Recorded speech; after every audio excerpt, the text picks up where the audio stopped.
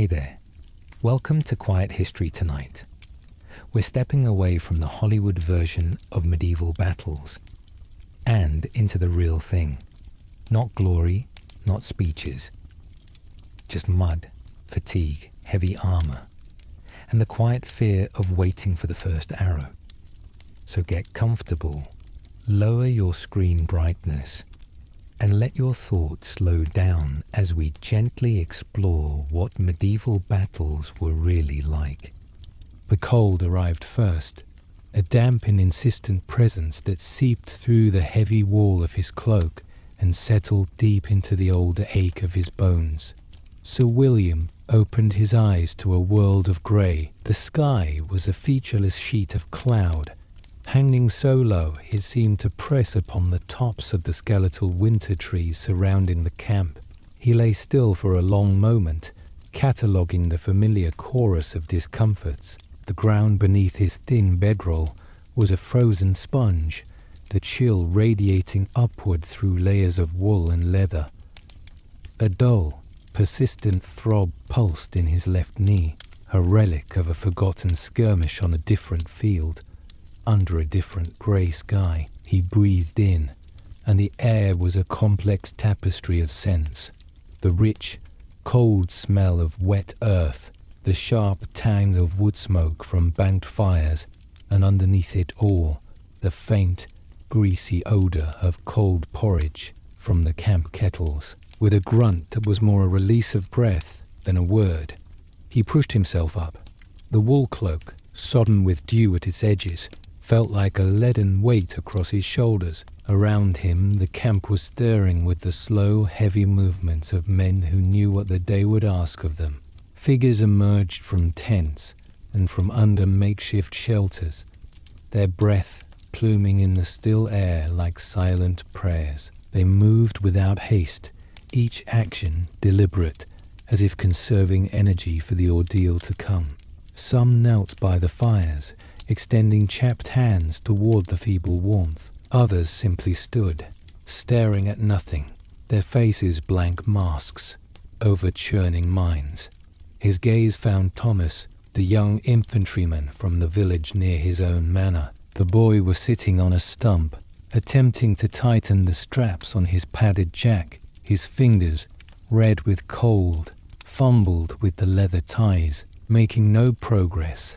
Every few seconds, his eyes would dart toward the tree line at the edge of the field, where the mist clung thickest, as if expecting some horror to materialize from the gloom. It was not the fear of a veteran, a sharp and calculating thing, but the raw, trembling terror of a creature facing the abyss for the first time. William watched as Thomas's whole body gave a slight, involuntary shudder, a tremor that had nothing to do with the morning chill. The soft, rhythmic murmur of Latin drew William's attention to the center of the clearing. Brother Allard, his simple brown habit stained with mud at the hem, had raised a small wooden cross. A handful of men had gathered before him, heads bowed.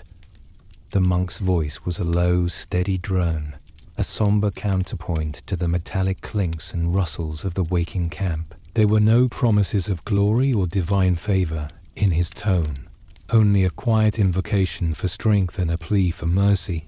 It was a mass for the condemned, offered without illusion. Some men crossed themselves fervently. Others watched with hollow eyes, finding no solace in the ritual. William rose to his feet, his joints protesting the movement. He walked stiffly toward the fire where his squire, a quiet boy named John, was heating a piece of salt pork on the end of a dagger.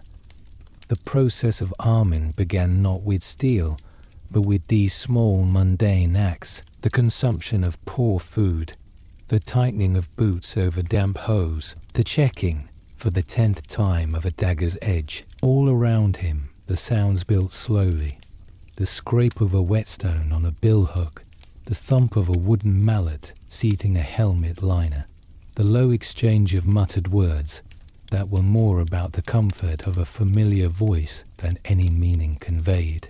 He accepted the warm, greasy meat from John and ate without tasting it. His eyes continued to sweep the camp. He saw a man methodically winding strips of linen around his forearms, creating a makeshift buffer against chafing mail. He saw another staring into a dented buckler as if searching for his reflection, finding only a distorted curve of grey sky. The calm was pervasive, but it was the calm of deep water, hiding powerful currents beneath its still surface. It was the calm of men steeling themselves, of wills being braced against the coming storm. The grey light seemed to leach colour from everything, turning gambesons from off-white to dirty ash, making the iron of helms look dull and old. This was not the dawn of song, with golden light and gleaming banners. This was a slow awakening into a world of weight, of cold, of the profound and sobering knowledge of the work ahead. The day had begun, not with a trumpet's blast, but with a sigh, and the long, slow process of men transforming themselves from creatures of flesh and fear into something harder, something meant to endurable. The ritual began with cloth, not metal. Thomas sat on the same damp stump, his earlier tremors subsiding into a focused stillness as he pulled the quilted gambeson over his head. The garment was heavy, a thickly padded jacket of linen stuffed with raw wool. It settled onto his shoulders with a soft, familiar pressure, a second skin that was already worn from his body heat. He worked the laces at the front with methodical care, each pull tightening the fabric across his chest, constricting his breath just slightly. The sensation was not unpleasant. It was an embrace, a firm promise of padding against the coming blows. He flexed his arms, listening to the quiet rustle of the stitching, feeling the restriction across his back. This was the foundational layer, the absorber of shocks, the barrier between skin and the unforgiving chill of the mail that would follow. Nearby, Sir William's own arming was a practiced economical sequence. His squire, John, knelt before him, holding up the hauberk. The mail shirt, a garment of interlocked iron rings, gleamed dully in the grey light. William raised his arms, and the cold weight descended. It was a cascade of metallic whispers, 1,000 tiny links settling against the gambeson with a sound like falling rain. The weight was immense, immediate, pressing down on his shoulders and draping to his knees. John moved behind him, lacing the sides closed, pulling the mail taut so it would not billow or catch. The world seemed to grow quieter, the camp sounds muffled by the layer of iron. William took a deeper breath, feeling the mail resist the expansion of his chest, a gentle but constant reminder of his new, heavier existence. Next came the leg harness. William sat on a camp stool, extending first one leg, then the other, as John buckled the articulated steel plates around his shins and thighs. The cold metal against his hose was a sharp contrast to the warmth building beneath the gambeson. Each curved plate was secured with leather straps, the buckles clicking with the definitive final sound. He stood again, and the new weight on his legs altered his balance, making him feel rooted, solid, a tree of flesh and steel. Then came the arms, vambraces for the forearms, curters at the elbows, spaulders over the shoulders. Each piece was tied to the arming point sewn into the gambeson's sleeves, a network of small cords that transformed the separate elements into a unified whole. His world narrowed with each addition. The pauldrons, large curved plates guarding his shoulders, encroached on his peripheral vision. Turning his head required moving his entire torso. Thomas, struggling with his simpler infantry harness, fumbled with a misaligned pauldron. The single steel shoulder guard, tied over his padded jack, had slipped. The strap was twisted, and the plate hung awkwardly, digging into his collarbone. His frustrated movements were small and sharp, a bird trapped in a thicket. Sir William observed the struggle for a moment, then walked over, his own armor clinking softly with each step. Without a word, he reached out. His gauntlets were not yet on, and his broad, scarred hands were deft. He loosened the leather tie, repositioned the cold steel plate so it sat flush over the young man's shoulder, and resecured it, pulling the knot tight and sure. The action took mere seconds, a tiny moment of order imposed upon the chaos of preparation. Thomas nodded, a quick, grateful dip of his chin, his eyes wide behind the fear. The corrected armor felt different, no longer an enemy, but a part of him. The final acts were the most profound. William held out his hands, and John slid the gauntlets onto them. The articulated steel fingers closed with a soft clack, becoming his own. His hands were now weapons. The sense of touch reduced to pressure and vibration through the leather palms. Lastly, the helm. John lifted the great bassinet. The interior was lined with padded leather, smelling faintly of old sweat and oil. William dipped his head forward, and the world disappeared. The steel shell settled over his skull, the visor currently raised, a barred horizon before his eyes. John fastened the chin strap. The buckle, a loud, intimate click right beneath his ear. Sound changed instantly. His own breathing became a loud, rhythmic roar, echoing in the metal cavern. The outside world was distant, muted, heard as if from the bottom of a well. The camp's noises, the voices, the clatter, were blurred into a general murmur, over which the rush of his own blood and the draw of his own lungs were paramount. He was enclosed. The field of vision was a narrow tunnel, framed by the cheek plates and the rim of the visor slot. To see the ground before his feet, he had to incline his whole head downward. The air inside was warm and close, tasting of iron and the oil used to prevent rust. He was now a creature of limited perception, a mind encased in a mobile fortress, seeing little, hearing less, focused entirely on the internal landscape of breath and anticipation. The weight was total, a constant, even pressure from crown to heel. It was not the heroic gleaming carapace of a tapestry, but a cumbersome, exhausting shell. Every movement required more effort, a conscious heaving of mass. He took a few experimental steps. The armor protested with a symphony of soft clinks and groans, plates sliding over rings, leather straps creaking. The once familiar ground felt different under his booted feet, his connection to it mediated by layers of soul and steel. Around him, others were undergoing the same transformation.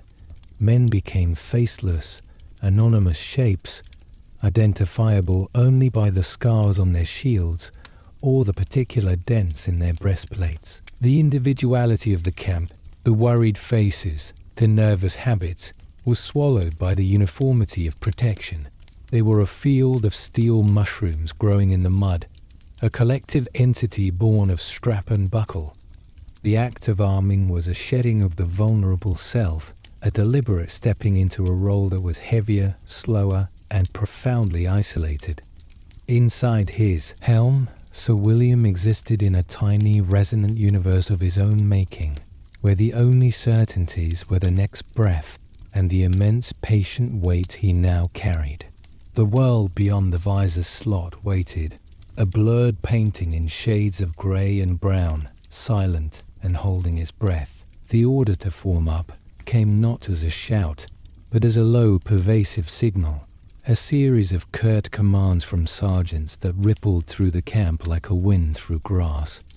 The faceless steel shapes began to move, and the true collective weight announced itself. It was a sound unlike any other, a deep, tectonic rustling composed of 1,000 individual clinks and creaks, The scrape of plate on plate, the dull thud of mailed feet on earth. It was the sound of a machine grinding to life, a slow, heavy organism assembling itself from disparate parts. Sir William fell into line beside men whose faces he could not see, their identities reduced to the familiar wear on a shield's edge or the particular drape of a surcoat. The company coalesced into a block, a bristling rectangle of steel and wood that seemed to sink slightly into the soft ground under its combined mass. Captain Robert moved before the formation, his own armor spattered with old mud. His voice, when it came, was not the heroic bellow of legend, but a practical, carrying bark, stripped of all ornament. His orders were terse and specific. Maintain the line, watch for the signal, push when you feel the man behind you, push. They were instructions for a physical task, like moving a heavy cart, not a call to glory. He spoke of intervals and dressing the ranks, of keeping feet planted and weapons high. His words were anchors in a rising sea of anxiety, simple things to cling to. When he finished, he took his place at the front, and the waiting began. The weight was no longer just personal, it became a shared burden, an atmospheric pressure. The company stood in a silence punctuated by the sounds of their own existence. The rasp of labored breath filtering through helmet vents, the faint jingle as a man shifted his weight from one aching leg to another, the creak of leather under strain. The air within the formation grew warm and close, smelling of damp wool, oiled metal, and the sharp scent of human apprehension. Sir William felt the strain in his thighs and lower back, a burning protest that would only grow. This was the hidden truth of the nightly ideal, the endless, exhausting act of simply standing ready. The glorious charge of song was preceded by hours of this stationary agony, muscles quivering under the unrelenting load, the mind fraying under the monotony of anticipation. Within his helm, Sir William's world was a slit of reality. He watched a drop of condensation trace a path down the inside of his visor. He saw Thomas, 3 men to his left, standing rigid, the haft of his billhook trembling slightly in his gauntleted grip. He saw the way the grey light caught the rivets on a neighbour's breastplate, making each one a tiny dull star. His own breathing was a hurricane in his ears, his heartbeat a distant, rapid drum. The distant between the ideal and the reality yawned wide in his mind. The stories spoke of nimble warriors, of flashing blades and elegant parries. They never mentioned the cumbersome reality, the way the armor turned every motion into a deliberate, energy-sapping negotiation with gravity. There was no room for individual prowess in this press. There was only the line, the push, the collective heave. The knight was not a duelist here, but a cog his valor measured in. Inches of ground held or gained through brute, shared effort. The shared anxiety was a palpable field, a current that passed through the ranks without a word being spoken. It was in the too still posture of the man ahead, in the slight constant adjustments of grip on weapons, in the way heads in their metal shells would tilt almost imperceptibly, trying to glean information from the obscured periphery. It was a nervous energy with no outlet, burning through the men, making the weight of the steel feel even more oppressive. Time stretched and distorted. Minutes felt like hours. The dull ache in Sir William's shoulders bloomed into a deep, throbbing pain. A fly, bizarrely alive in the cold air, landed on the back of his gauntlet and crawled across the steel. A tiny, absurd detail of life persisting in the midst of this preparation for death. He remembered his first taste of this as a young man, the shocking disillusionment. He had imagined a clarity of purpose, a fierce and focused rage. Instead, he had found this, A profound physical discomfort, a mind numbed by waiting, and a fear that was less about dying than about failing. Failing to push hard enough, failing to keep the line, failing the man next to you. The armor, which was supposed to make him invincible, only emphasized his vulnerability by its very constriction. It was a prison of his own choosing, a shell that protected the body but exposed the spirit to a slow, grinding attrition. A low murmur passed through the company, a wave of tension. Men stiffened. Sir William forced his head to turn, the motion requiring a swing of his torso. Down the line, he saw Captain Robert raise a gauntleted hand, then let it fall. It was not the signal, merely an adjustment. The collective sigh that followed was almost audible. A slight sag in the postures of 100 men. The weight resumed. The weight settled back in, more familiar now, a constant companion.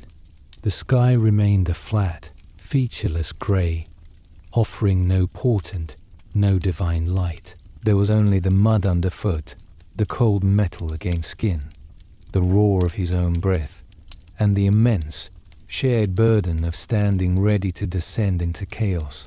The idealized knight of tapestry and tale was nowhere to be found on this field. There was only this, a man, infinitely tired already, encased in steel, waiting to become part of a machine whose only function was to endure.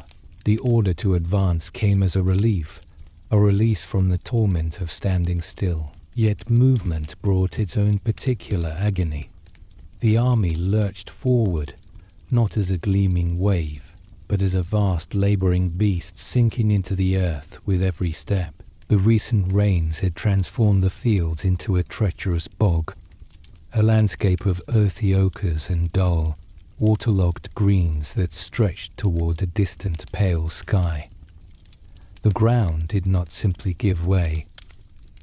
It clung. It was a sucking, hungry thing that seized boots and held them with a wet, smacking insistence.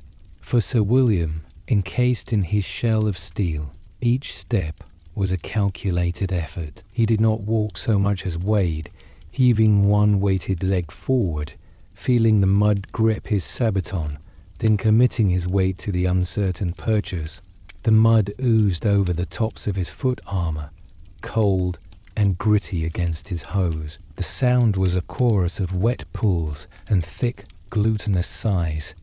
The 1,000 men fighting the same silent battle with the earth.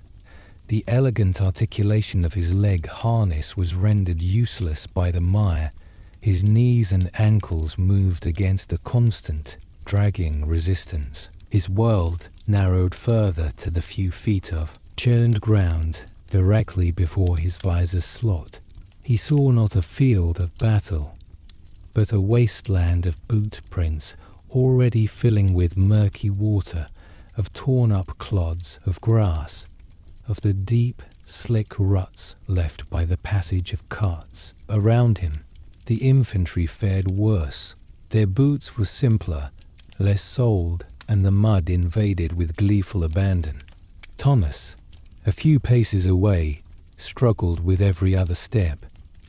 The young man's face, visible beneath his open-faced sallet, was a mask of intense concentration and growing fatigue. His billhook held across his body seemed to grow heavier by the minute, an awkward counterweight against the unstable footing.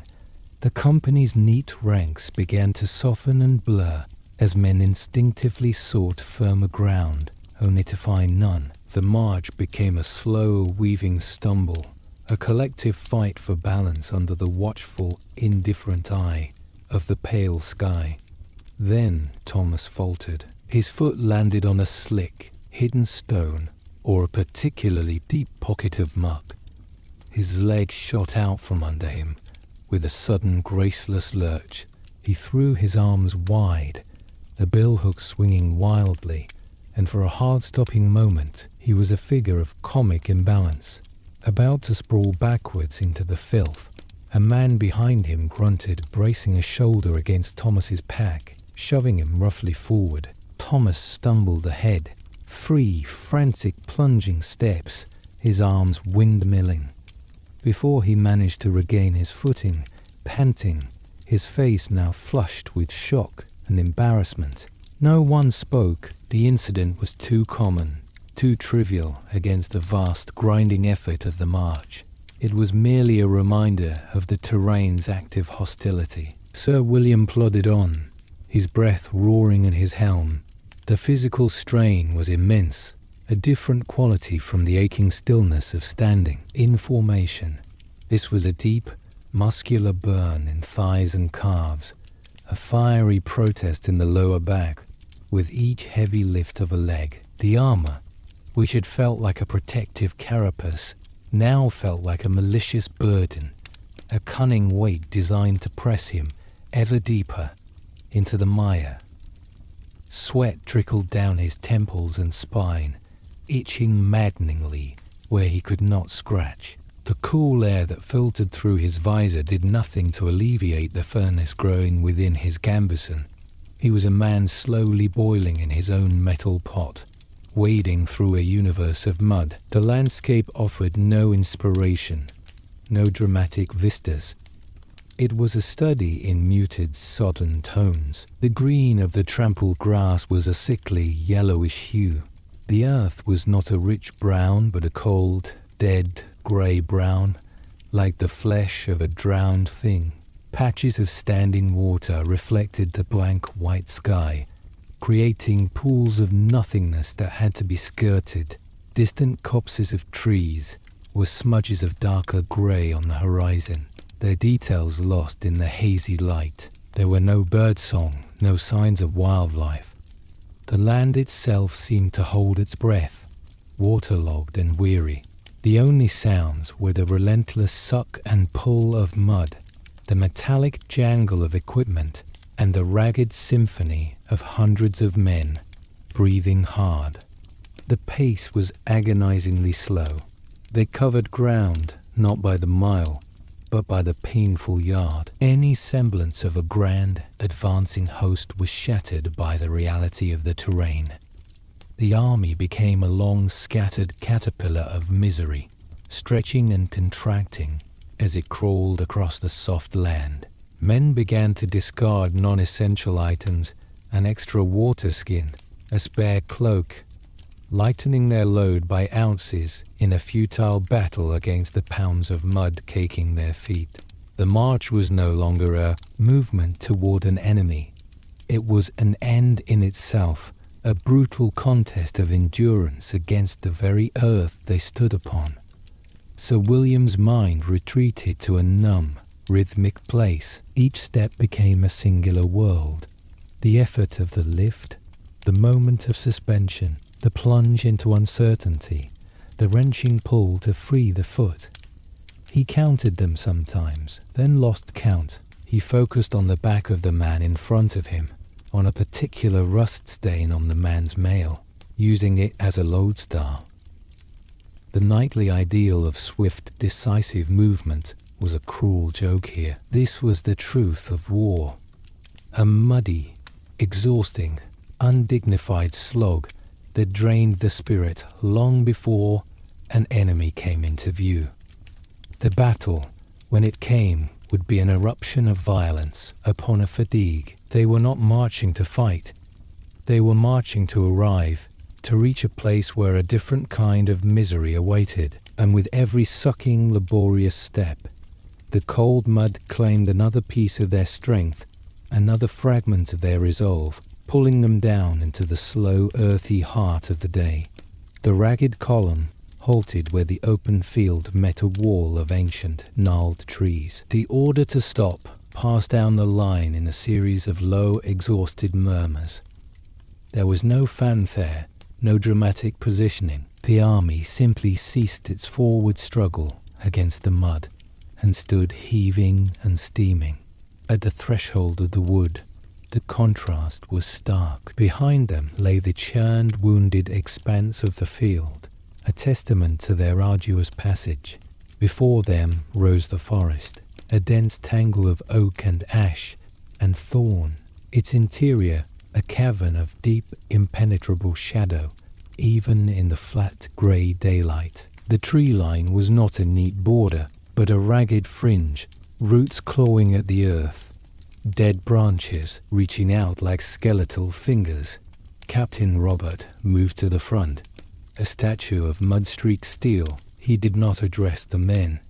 His entire being was focused on the opposite tree line, a darker smudge several hundred yards distant across a narrow clearing of frost-browned ferns and fallen timber. He stood perfectly still, his visor raised just enough to reveal the intense, searching scrutiny of his eyes. He scanned not for movement, but for the absence of it, for the unnatural stillness of a hidden threat, for the glint of metal that should not be there, for the silhouette of a branch that did not match its neighbors. Minutes stretched. The only sound was the collective labored breathing of the company and the distant, lonely call of a crow. Then the wait began in earnest. It was a different quality of time from the march. The march had been a physical trial, a battle against the earth. This was a psychological siege, a battle against the self. The initial relief of stopping curdled into a new, more insidious tension. The body, still thrumming with the effort of the trek, now had nothing to do but listen to the frantic drum of the heart. Sir William felt his mouth go dry, a parched roughness that no swallow could ease. His tongue felt like a piece of old leather. Within the confines of his helm, the sound of his own breathing became a deafening rhythmic roar. Each inhale a conscious effort, each exhale a warm, damp cloud against the cold steel inches from his face. He tried to control it, to slow the frantic pace, but the more he focused, the more his lungs seemed to rebel, tightening in his chest. All around him, the men were engaged in the same silent internal struggle. They stood in their ranks, but each man was profoundly alone. A young archer nearby kept flexing and unflexing the fingers of his drawing hand, over and over, a tiny, compulsive dance of anxiety. Another man, an infantryman with a patched surcoat, had closed his eyes tightly, his lips moving in a soundless, rapid prayer. The fear was not the sharp, clean terror of immediate danger. It was a slow, cold seepage, a poison working its way into the joints and the mind. It was the fear of the unseen, of the arrow yet to be loosed, of the ambush waiting to spring. It was the imagination given free rein in the vacuum of action, painting horrors in the dark spaces between the trees. He did not walk with haste or ceremony, but with a slow, deliberate pace, his mud-caked habit brushing against the ferns. He carried no cross, offered no loud benediction. He moved from man to man, pausing briefly beside each. To one, he might simply lay a hand on a pauldron, the touch a brief grounding pressure. To another, he would lean close and murmur a few words, his voice so low it was lost to all but the intended recipient. His words were not of heavenly glory or guaranteed salvation. They were simple, earthy anchors. Breathe, son. Steady now. All will be as it will be. He offered no false comfort, only a recognition of the shared human tremor. His presence was a quiet counterpoint to the screaming silence of anticipation, a reminder of a world where words, however small, still held meaning. The world itself seemed to conspire in the tension. Sounds became muffled and distant, as if heard through a thick blanket. The earlier crow's call was gone. The faint rustle of the wind in the highest branches of the wood was a whisper from another realm. The normal sounds of an army at rest, the clink of gear, the clearing of throats, the mutter of conversation, was swallowed by the oppressive, watchful quiet. What noises remained were isolated and unnervingly sharp. The metallic click as a man adjusted his grip on a poleaxe. The wet squelch as another shifted his weight in the mud. The sudden, startling crack of a dead branch falling somewhere deep in the forest. Each sound made men flinch. 100 small, synchronized jumps that rippled through the ranks. Sir William fixed his gaze on a single, lightning-blasted oak at the center of the opposite tree line. It was a twisted, silvered sentinel. He counted the main branches. He traced the patterns of the bark in his mind. He imagined the slow centuries of its growth. A lifetime measured in rings. Now standing witness to this transient human fear. The effort at focus was a bulwark against the creeping dread. He felt the cold sweat tracing paths down his ribs. His heart was a frantic prisoner in its cage of bone and steel, pounding against his breastplate as if trying to escape. He remembered other weights on other fields, and the memory was no comfort. Each weight was unique, a fresh hell of its own making. Time lost all meaning. It could have been minutes or an hour. The grey light did not change. The sky remained a sealed lid. The forest opposite offered no clue, no sign of life. It was a wall of secrets. The waiting became a state of being, a purgatory between the effort of the march and the chaos to come. The dry mouth, the pounding heart, the tremor in the hands that one fought to still. These were not signs of cowardice, but the raw materials of courage.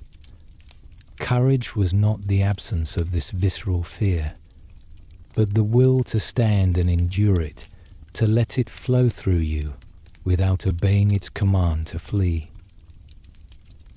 Inside his helm, in the private resonant darkness, Sir William endured. He listened to the hurricane of his breath, felt the ache in his knees, watched the blasted oak, and waited. The entire world had narrowed to this strip of ground, this wall of trees, and the unbearable, stretching silence that lay between them, heavy with the promise of blood. The world dissolved into noise. It was not a single sound, but a physical wave, a deafening cacophony that struck the line like a hammer blow to the chest. It erupted from the opposite tree line, a roar composed of 1,000 shattered silences. The raw, animal bellow of war cries, the shrill, panicked blare of horns, the thunderous, rolling drumbeat of hundreds of feet pounding the earth in a sudden violent charge. The sound blurred into a single overwhelming wall of fury.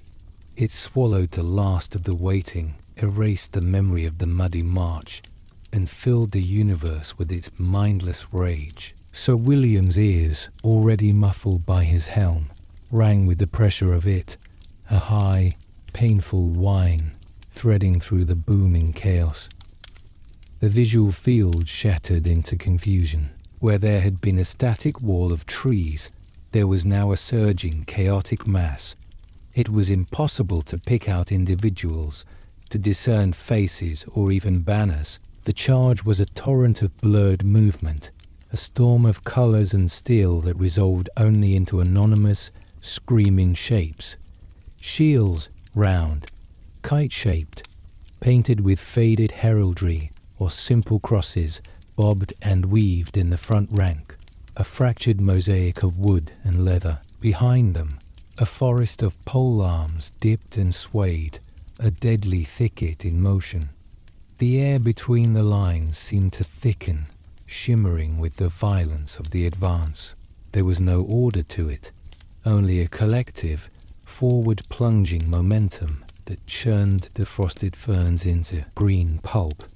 The initial impact was not a clash of heroes, but a shock of immense, impersonal pressure. Sir William, braced in the front rank, felt it not as a series of blows, but as a single, colossal force.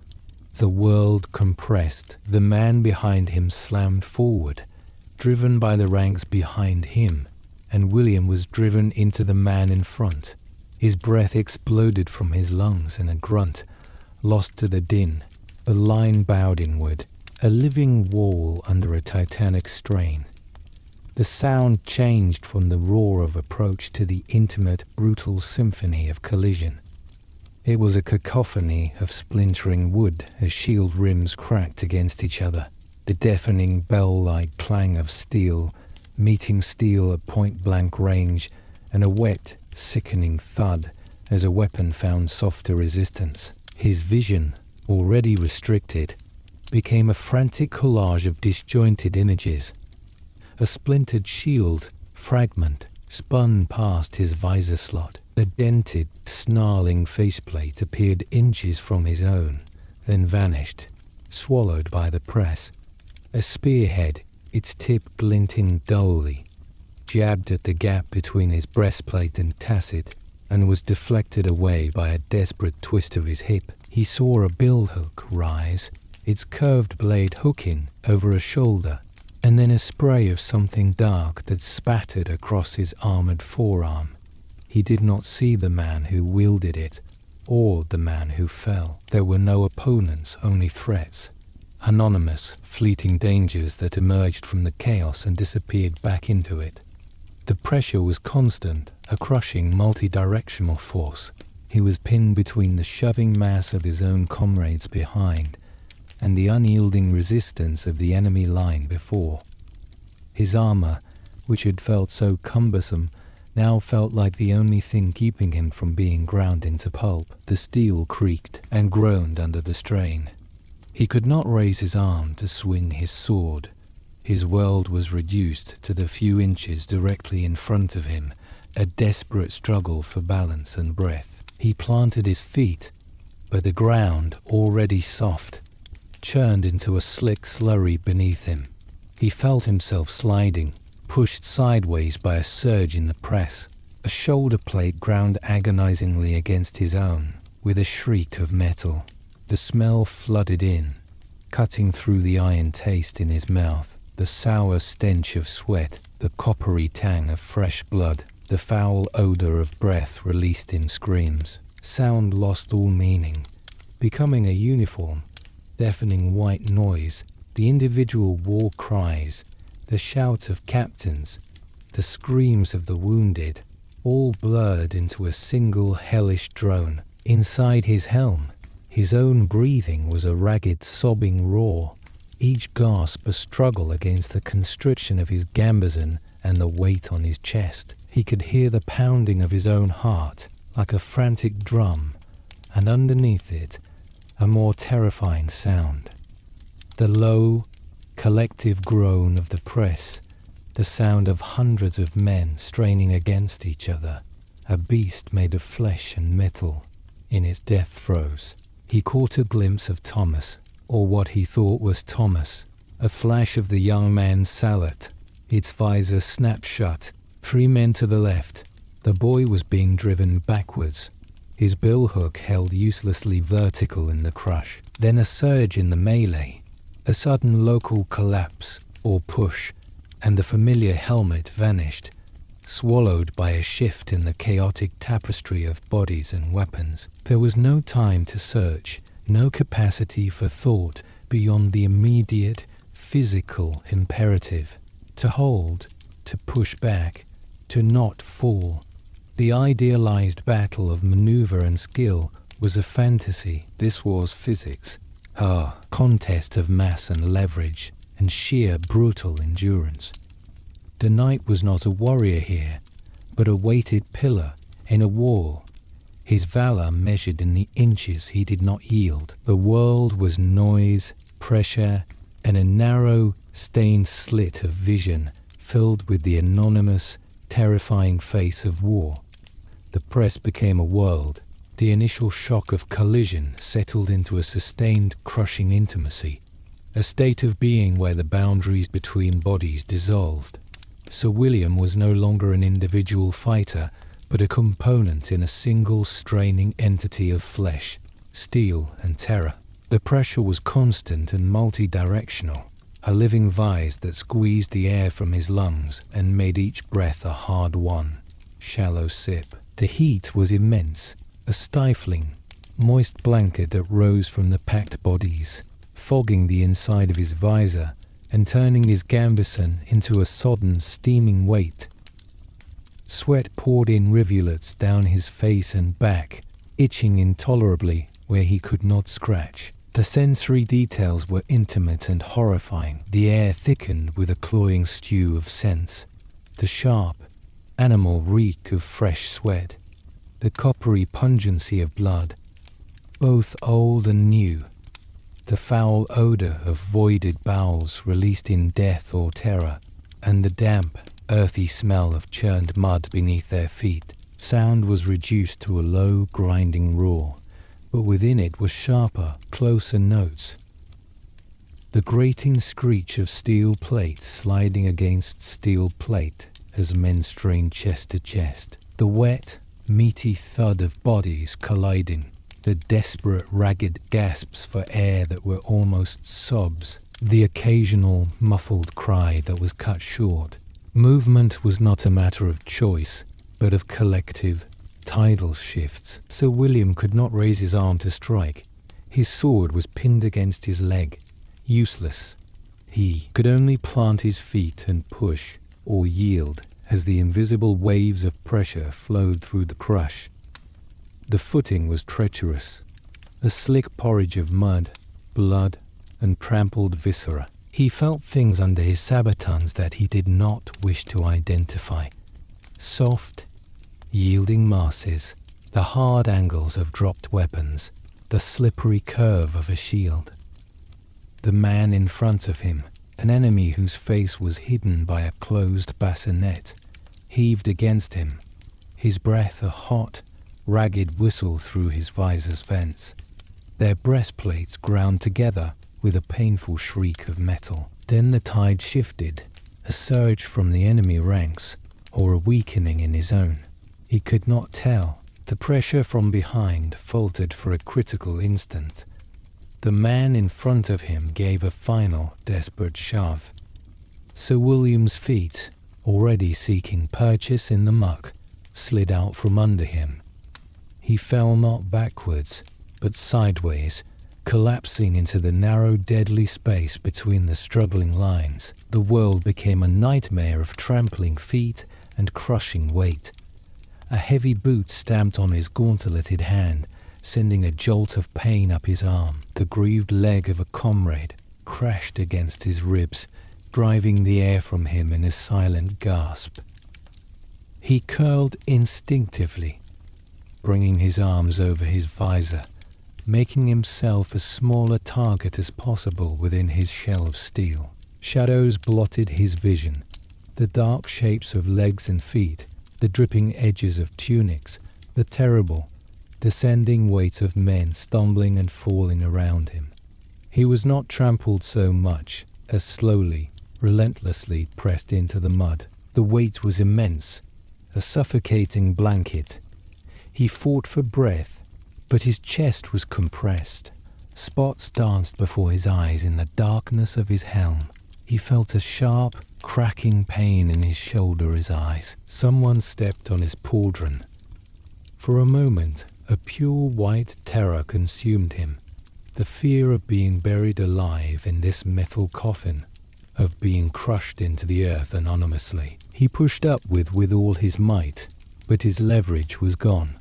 He was a beetle on its back, waiting for the boot to fall, but the press moved on. The battle was a living thing, and its center of gravity shifted. The crushing weight lifted as the fighting swayed a few yards to the left. He was left in a pocket of comparative stillness, a hollow in the storm. Gasping, he rolled onto his side, mud, and worse things smearing across his visor slot. He pushed himself up onto his knees, his entire body screaming in protest. The din was still overwhelming, but he was on its periphery now.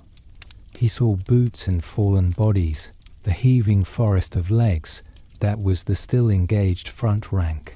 He struggled to his feet, his armor heavy with filth. His breath came in ragged, painful pulls.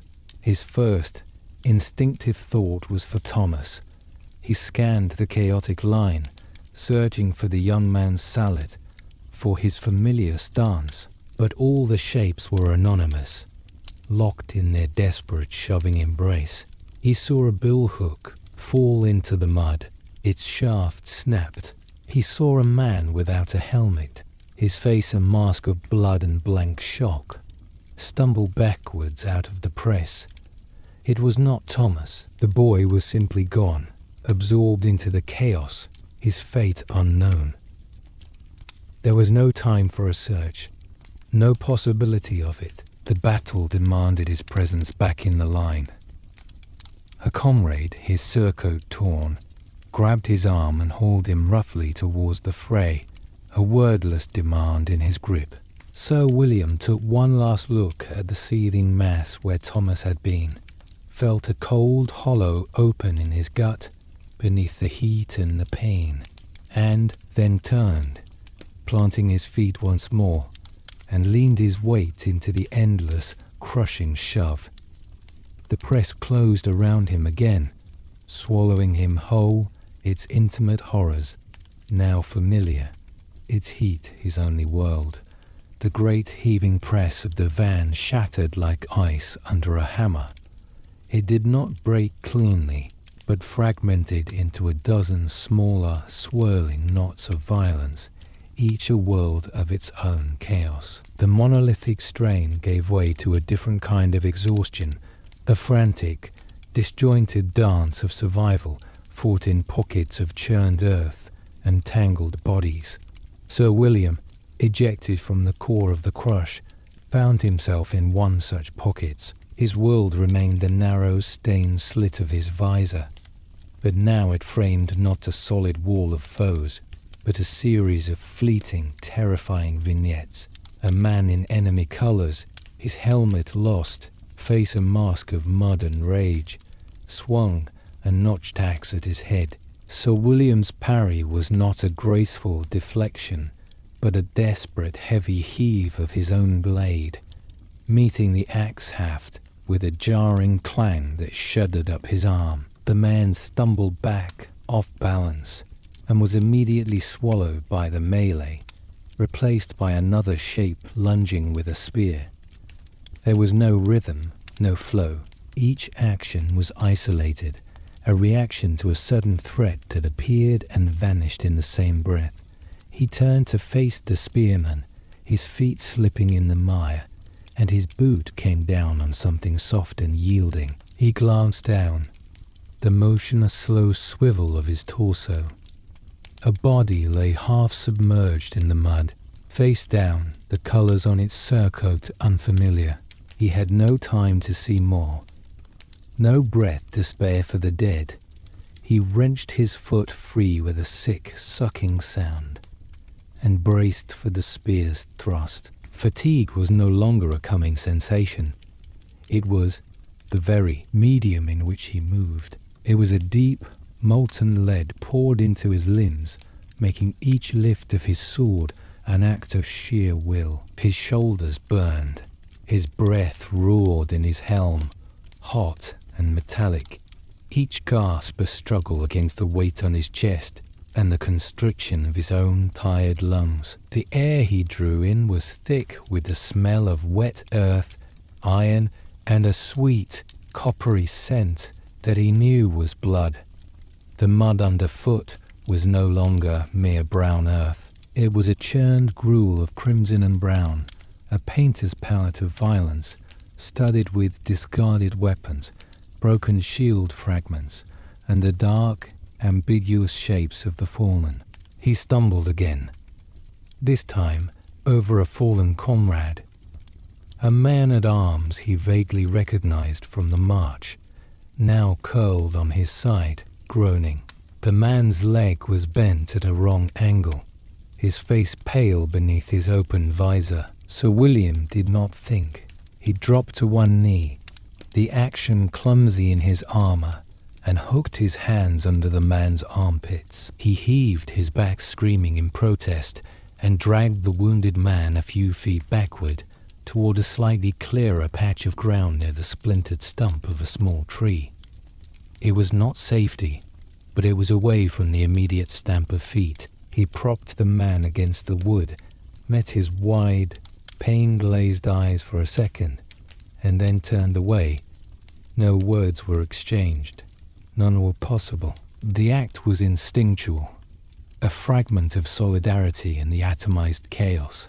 He had no sooner turned than a poleaxe whistled past where his head had been, wielded by a snarling foe who had closed the distance. Sir William's counterstroke was slow, too slow, but it caught the man on the side of the helm, knocking him sideways.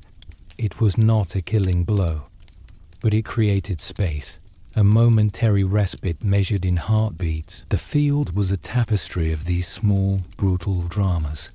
Here, two men circled each other wearily, their movements sluggish, their blows lacking force. There, three assailants overwhelmed a single defender, beating him down into the mud with a flurry of blows that sounded like a tinker hammering a pot. A horse, riderless and wild-eyed, galloped through the periphery, trampling everything in its path before vanishing into the smoke and confusion. The orderly ranks of the morning were a distant memory. This was a brawl on a colossal scale, a disintegrating mosaic where the only strategy was to find the next breath, parry the next blow, and keep one's feet. Sir William's vision began to tunnel, his awareness contracting to the immediate circle of threat, the cacophony of battle, the shouts, clangs, and screams, blurred into a constant, droning hum, a sea of noise in which he was drowning. His actions became purely reactive, divorced from conscious thought. Parry, shove, step back, lunge, stumble, recover. The face of his father's manor, the quiet of the chapel, the weight of his wool cloak at dawn. These were dreams from another life, impossibly distant. The only reality was the ache, the heat, the taste of fear like iron on his tongue, and the ever-present clinging mud, now the color of a rusted wound. He found himself backed against a small, thorny thicket, the branches snagging on his plate. Before him, an enemy knight, as weary and mud-spattered as he, leveled a sword. They regarded each other for a frozen moment, two anonymous shells of steel, their breath pluming in the cold air between them. There was no hatred in the gaze, only a profound, mutual exhaustion. Then the knight charged, a last, desperate effort. Sir William met him, not with a fencer's grace, but with the slumped, heavy resistance of a spent man. Their blades locked, and they strained against each other, chest to chest, their visors inches apart. He could hear the man's ragged gasps, could see the flicker of a human eye in the shadowed slot. The push was weak, a parody of the earlier, titanic pressure of the van. It was the struggle of two drowning men, each using the other to keep his head above water. With a final grating shove, Sir William disengaged, and the knight, off balance, fell to one knee. Sir William did not press the advantage. He simply turned and staggered away, leaving the man to his fate. There was no victory in it, only survival, bought with the last dregs of his strength. The mud was everywhere, inside his sabatons, caked on his greaves, smeared across his vision slit. It was the true victor of the day, this churned crimson and brown morass that sought to claim them all, slowing every step, sucking at every fallen form. Sir William moved through it, like a man wading through a river of clotting blood, each step a monumental effort, his world reduced to the next gasping breath and the next patch of uncertain ground. The battle was no longer a contest of armies, but a slow, grinding dissolution into exhaustion and earth. It began not with a sound, but with a subtle shift in the pressure, a slackening in the invisible chords of collective will that had held the line taut for so long. The immense groaning strain of the melee did not break under a heroic charge or a decisive blow. It simply ceased to be sustainable. On the left flank, somewhere beyond Sir William's restricted vision, A single man decided he could bear it no longer. There was no dramatic cry, no moment of cowardice to be singled out. It was a private, quiet capitulation, a surrender of the spirit that manifested in a single backward step. That step was a contagion. The man beside him, feeling the support waver, took his own step back, then another. A gap opened, a tiny fissure in the wall of bodies and steel. The enemy, sensing the yielding like hounds catching a scent, pushed into the space. The fissure widened. What had been a slow, grinding stalemate became a sudden viscous flow. The line did not shatter.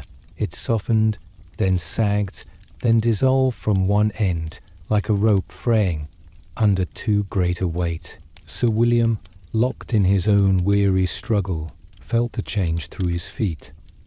The ground, which had been a stable platform of resistance, seemed to tilt. The shoving force from behind, which had been a constant for what felt like hours, vanished.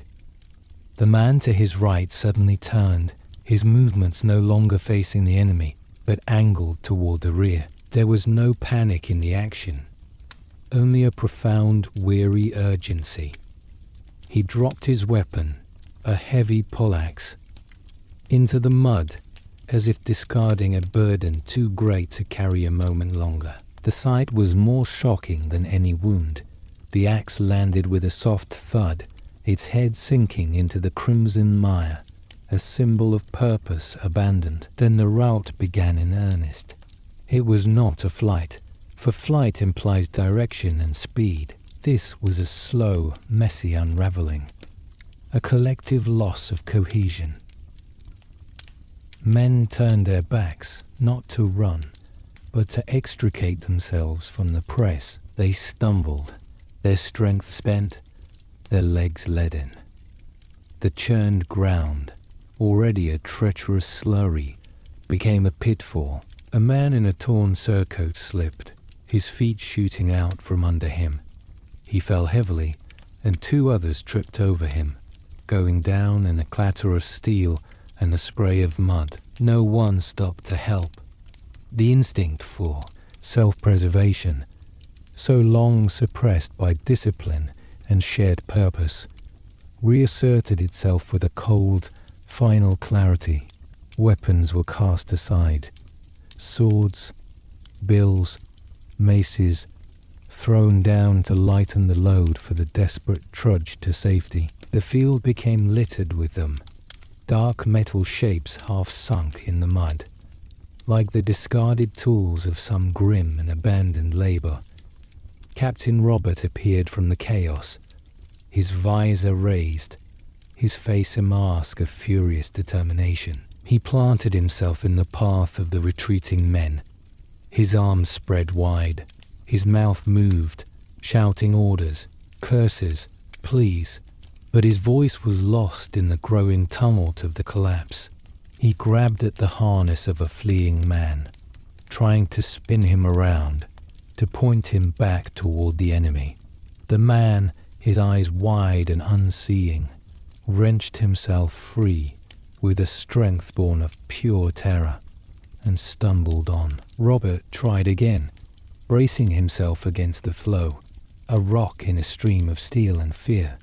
For a moment he seemed to hold a solitary point of order in the disintegration. He caught the eye of a nearby sergeant, gestured fiercely toward a standard that still wavered, his will a tangible force. But the stream became a flood. The pressure of men moving rearward grew irresistible. A knot of retreating soldiers, packed together in their urgency, surged around him. He was jostled, pushed, his footing compromised by the slick ground. He stumbled, fought for balance, and was caught in the current. His furious resistance lasted only a few more seconds. The collective momentum, the sheer weight of numbers moving with one mindless purpose, enveloped him. He ceased to be a captain and became simply another body in the flow, carried backward, his attempts to rally now useless. His authority dissolved into the mud. His authority dissolved into the mud as he was swept past Sir William, was no longer angry, but blank with a kind of horrified recognition. The field began to empty. The dense, swirling knots of combat loosened and pulled apart. The enemy, perhaps as exhausted or as surprised by the sudden collapse, did not press a furious pursuit, but advanced with a slow, methodical inevitability, mopping up the isolated pockets of resistance that remained. The sound of battle changed. The clangor of steel on steel diminished, replaced by the thicker, softer sounds of flight. The sucking pull of boots in deep mud, the ragged gasping of men straining for breath as they lumbered away. The occasional cry as someone fell and was left behind. Sir William stood for a moment, isolated in a sudden pocket of quiet. The press was gone. Before him, the advancing enemy line moved like a slow tide. Behind him, his comrades were a scattered, retreating mob, struggling through the morass toward the distant tree line from which they had emerged that morning. The choice was made without thought. There was no line to hold, no captain to obey, no comrade to his left or right. There was only the animal imperative to move away from the threat. He turned, his armor feeling heavier than ever, each plate a condemnation. He did not run. Running was impossible in the mud and the weight. He trudged a slow, plodding retreat, his head down, his vision filled with the sight of the broken ground and the stumbling backs of the men ahead. He did not look back. The field they left behind was not a place of glory, but a wide, shallow bowl of churned earth, dotted with dark, still shapes and glittering with abandoned steel, slowly being reclaimed by the silence and the falling mist. The battle was over. What remained was the long, weary walk away from it. Silence did not return so much as it seeped back in, a slow, cold tide washing over the churned earth. It was a broken silence, a fragile thing, punctuated by sounds more terrible than the recent clamor of battle. A low, persistent moaning rose from the field, a chorus of human suffering without melody or rhythm. It came from everywhere and nowhere, from men still trapped in the mud, from lungs filling with blood, from throats too dry to scream. Above, the carrion birds announced their arrival. Their calls were harsh guttural croaks that cut through the damp air, the sound of ownership. They circled in patient, widening spirals, black specks against the flat grey sky, waiting for the living to depart so their work could begin. Sir William stood, though standing was an act of profound will. His body was a single solid ache, a vessel filled with molten lead. Every muscle trembled with exhaustion. The adrenaline that had sustained him through the crush and the melee had drained away, leaving behind a hollow, ringing fatigue. He had trudged with the retreat only until the immediate pursuit slackened. Then he had stopped, compelled by a duty he could not name. Now he stood at the edge of what had been the heart of the fighting, his visor raised, breathing air that was cold and tasted of iron and wet soil. He surveyed the scene, and his mind, numb from overstimulation, struggled to impose order upon the chaos. The field was a wasteland of wasted effort. It stretched before him, a vast, shallow bowl of mud, transformed into a grotesque sculpture garden. The bodies were not laid out in neat, heroic rows as in the tales, but scattered in the abandoned, twisted postures of sudden arrest. They lay alone, in pairs, in tangled heaps, where the press had been most fierce. Some were face down, half submerged in the reddish-brown mire, as if trying to drink from it. Others were on their backs, limbs splayed, their open eyes reflecting the blank sky. The colors of surcoats and heraldry, once bright markers of pride and allegiance, were now uniformly muted by a patina of mud and gore, rendered anonymous in death.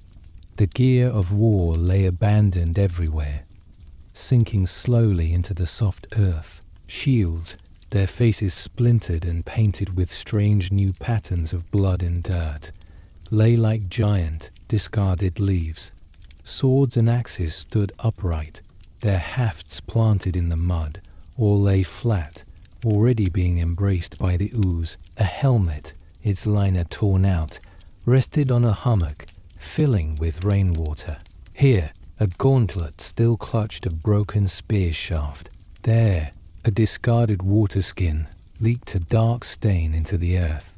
Each item represented a moment of decision, to lighten the load for flight, or the final, involuntary release of a life, extinguished. They were not trophies, but litter, the detritus of a vast and violent industry, already being reclaimed by the ground. The scale of it was what struck him most deeply, the sheer, breathtaking waste. This was not a field of honor, it was a midden of human potential. Each still form had been a man with a history, a son, perhaps a father, a farmer, a smith, a man who had known the taste of bread and the warmth of a fire. That complexity, that entire world of memory and hope, had been reduced to this, a cooling weight of flesh in the mud, a problem for the burial details. The grand designs of lords and the strategic imperatives of kings had boiled down to this pointless, sprawling ruin. The field seemed larger now, emptier and yet more crowded, a testament to the catastrophic inefficiency of violence. The strategic objective, the castle on the hill whose siege had prompted this sally, felt infinitely distant, irrelevant. Only this mud, these bodies, this silence mattered. Movement caught his eye, a splash of somber brown against the monochrome devastation. Brother Allard had begun his grim work. The monk moved with a slow, deliberate pace, his habit sodden to the knees. He carried no weapons, only a leather satchel and a small wooden canteen. He went from form to form, kneeling in the muck without hesitation. He would feel for a pulse at the throat, sometimes lean close to listen for breath. For some, he would merely murmur a prayer, his fingers tracing a cross on a muddy forehead before moving on. For others, the still living, he would work. He would wrench a helmet free to clear an airway, pack a wound with linen from his bag, tilt a head to let a man drink a sip of water. His face was calm, etched with a profound sadness, but his hands were steady. He was a gardener in a field of blighted crops, tending to those few shoots that might yet survive, offering a final blessing to those that would not. Sir William watched as Allard reached a man who was trying to push himself up on one elbow, the other arm hanging useless. The monk gently pressed him back down, speaking quiet words. He drew a knife from his belt, not to harm, but to cut away the sodden wool of the man's sleeve, exposing a ghastly wound. He worked quickly, tying a rough tourniquet above it. The man's cries were thin, animal sounds that carried across the quiet field. Allard did not flinch. He finished his binding, gave the man more water, and then, leaving him, moved to the next. His progress was a slow, painful mapping of the field's suffering, a counterpoint to the circling birds. The wind picked up, a cold breeze that sighed across the open ground.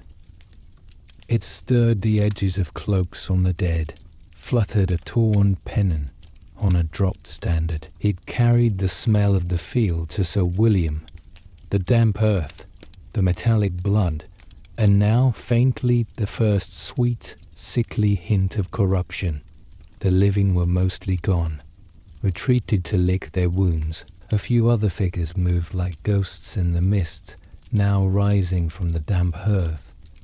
Camp followers beginning the grim harvest of spoils, their faces hard and closed. A few stunned survivors searching for friends. Sir William looked down at his own hands. The gauntlets were caked with a thick, dark paste of mud and other things. His sword, still in its scabbard, felt like an absurd, heavy toy. The ideals that had brought him here, duty, honor, the defense of a cause, felt as insubstantial as the mist, utterly dissolved by the reality of this field of thorns. Everybody was a rebuttal, every abandoned shield a question without an answer. The battle was done, but its true weight was only now settling upon the land and upon the souls of those who remained. This was the fruit of their labor, not victory or defeat, but this sprawling silent testament to waste under a grey sky, awaiting the rain and the indifferent work of the birds. The retreat had ended at the camp's edge, but the battle was not finished. Its final, most sobering phase now began. The slow, methodical reclamation of the wounded and the dead from the field. The men who returned were not soldiers anymore, but laborers under a different, grimmer commission. They moved with a profound, dragging fatigue, their earlier fear replaced by a hollow-eyed numbness. The adrenaline that had fueled their flight was gone, leaving them shivering in their sweat-drenched clothes, their muscles trembling with a deep, spent ache. They formed loose, silent groups, following the grim instructions of the sergeants and the quiet direction of Brother Allard. There were no trumpets, no orders shouted with vigor. Instructions were given in low murmurs, as if in a sick room or a tomb. The field itself had changed in the hours since the fighting ceased. The churned mud was beginning to settle, a thin skin of water forming in the deeper footprints. The bodies, which had lain in the violent attitudes of their falling, seemed to have sunk slightly, as if the earth were patiently drawing them down. The carrion birds had grown bolder, hopping among the dead with a proprietorial air, though they scattered when the living drew near. The men moved among this devastation not as conquerors, but as salvage crews on a ruined shore. Their first task was the simplest and the most dreadful, to determine who still breathed. They worked in pairs, often without speaking. One would kneel, heedless of the muck, beside a still form. A gauntleted hand would fumble at a throat, seeking a pulse.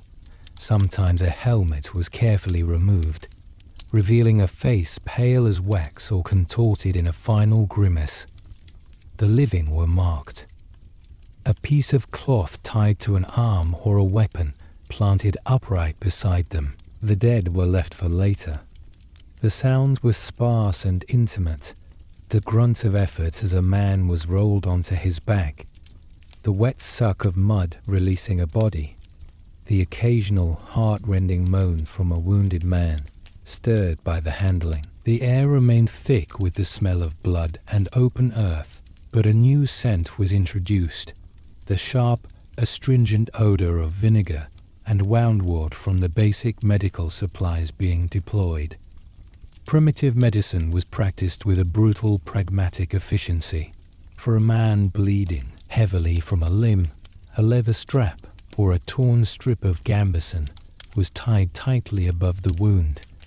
A tourniquet twisted with a stick until the flow slowed to a seep. The patients often screamed, a raw, scraping sound that cut through the field's quiet. Rough stitches were applied with thick needle and thread, sewing shut gashes in flesh as if darning a torn cloak. There was no gentle touch, only speed and a focus on function. Herbal poultices, mixed in wooden bowls, were slapped onto wounds to ward off corruption, their green-brown paste a stark contrast against torn skin. Bones were set with quick, brutal pulls, the crack and the following scream merging into a single terrible event. The grim decisions of triage were made constantly, silently. Brother Allard moved among the working parties, his calm authority a guide. A glance, a touch, a slow shake of his head. Some men, their injuries too catastrophic, were given water and a final blessing, then left in the care of a junior monk to die while the labourers moved to those who might be saved. It was calculus of the flesh, a weighing of pain against possibility. A man with a pierced belly was comforted but passed over. A younger man with a shattered but cleanly broken leg was prioritized, the limb splintered with strips of wood and spear shafts. There was no malice in these choices, only a crushing practical sorrow. The work was a relentless education in the body's fragility and the limited power of their arts to mend it.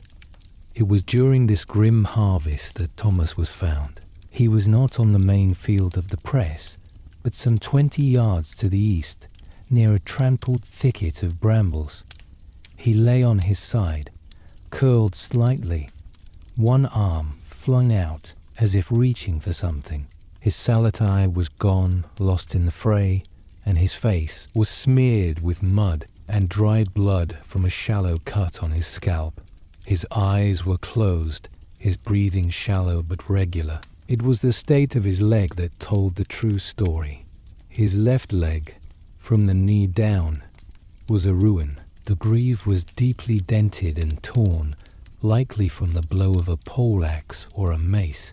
The wool hose beneath was saturated with blood, black and stiff. The foot was twisted at an unnatural angle, pale and waxy. The two men who found him called for Brother Allard. The monk knelt, his fingers probing with gentle expertise around the ruined metal. He did not try to remove the greave yet. It was likely all that was holding the shattered bones together. He felt for a pulse in the foot, his lips tightening slightly at what he did or did not find. He cleaned the head wound, which was minor, and trickled a little watered wine between Thomas's lips. The young man's eyelids fluttered, a low groan escaping him. Allard motioned for a hurdle, a makeshift stretcher of cloaks lashed to two spears. With immense care, they lifted Thomas onto it. His leg jostled, and he cried out, a sharp, boyish sound of pain that was terribly alive in the field of the dead. They carried him thus, moving with slow, deliberate steps toward the collection point at the field's edge where the camp's carts would come. Sir William, who had been directing the clearing of a cluster of bodies, saw the small procession. He walked over, his own fatigue forgotten for a moment.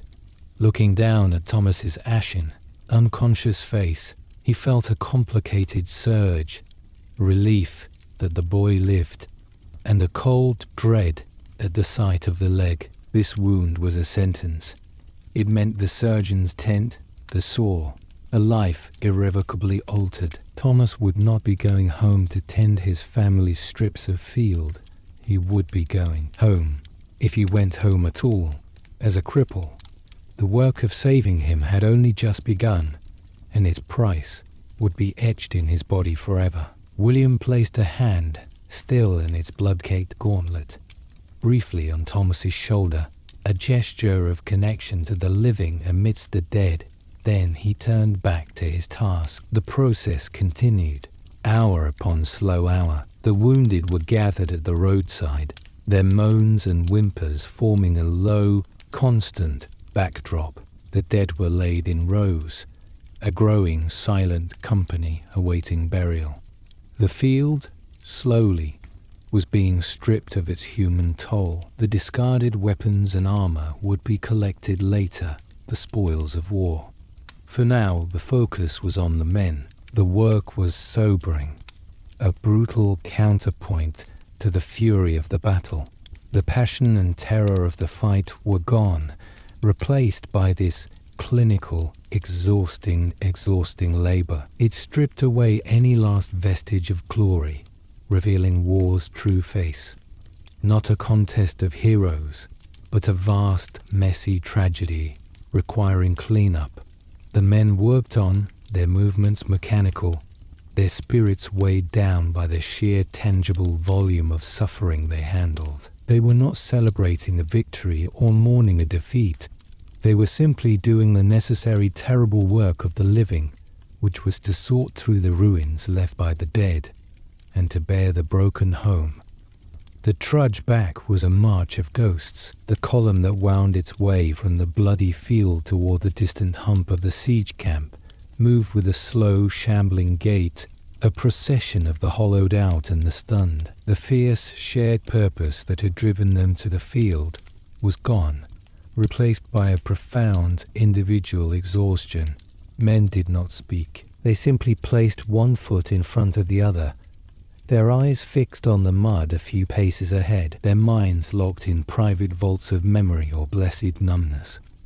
The distance, which had felt so arduous that morning, now passed in a blur of aching muscles and leaden steps. The landscape was the same muddy fields, the same grey sky, but it was a different world, one stained by the knowledge of what lay behind them.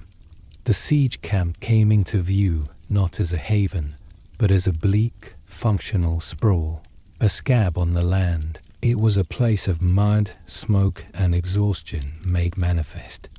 A palisade of sharpened logs enclosed a chaos of tents, lean-tos, and cook fires that smouldered, sending up thin, greasy tendrils of smoke to merge with the low clouds. The ground within and without the walls was a churned bog, a testament to the passage of thousands of feet over weeks of stagnant occupation.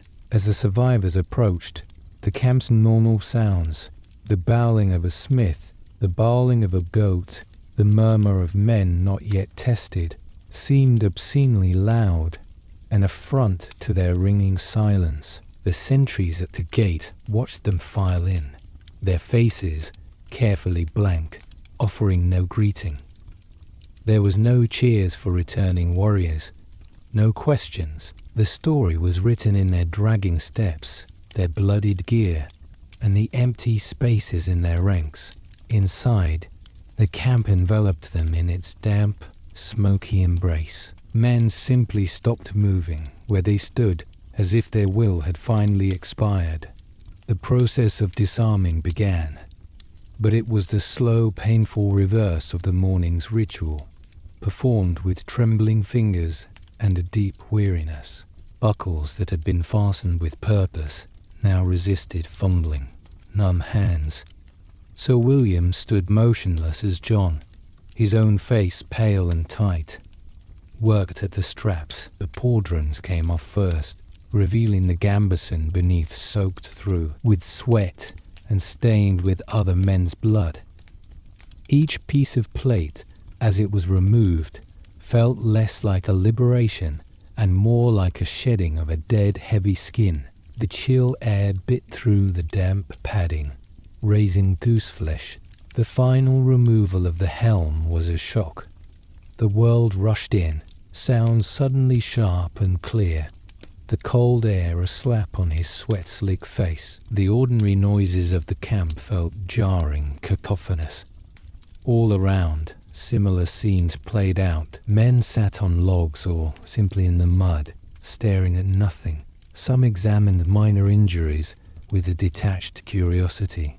A deep bruise flowering on a bicep, a gash on a knuckle, a shoulder wrenched in the press. They cleaned them with water from skins, binding them with dirty cloth.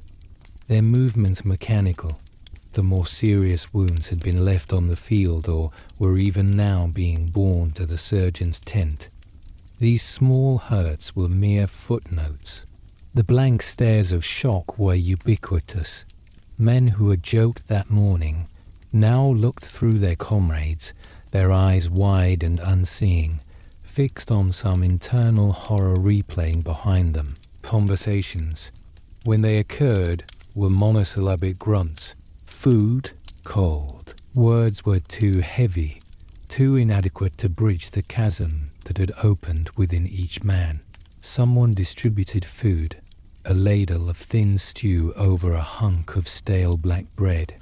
Sir William took his portion and sat on an overturned crate.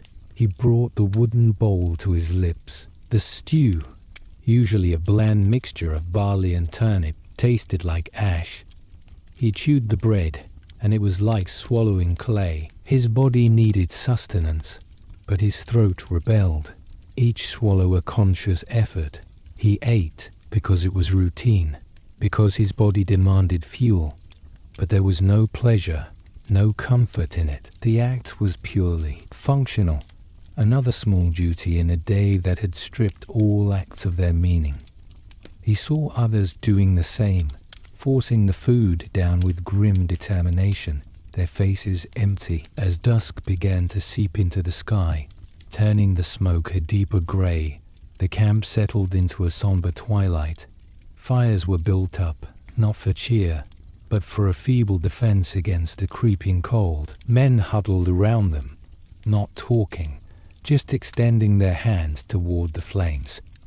The light flickered on faces that were old beyond their years, etched with a new permanent strain. The sounds of the camp softened into a murmur, punctuated by coughs and the crackle of burning damp wood. Some men simply curled in their cloaks and slept where they sat, a sleep of utter collapse. Others, like Sir William, remained awake, trapped in a waking stupor. The siege camp was not a homecoming.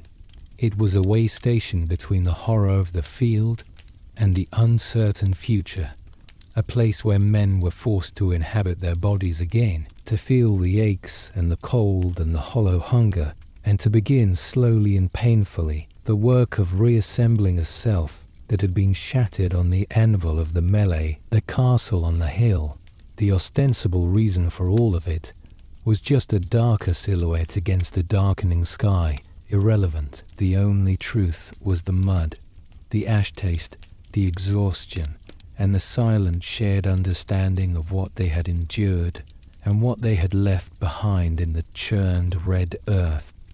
Night in the siege camp was not a true darkness, but a deeper shade of grey, a gloom thick with the smell of damp wall, cold ashes, and the distant, ever-present latrine trench. The exhaustion that had glued his limbs to his bedroll was a physical cage, but his mind was a trapped bird beating against the memory of the day.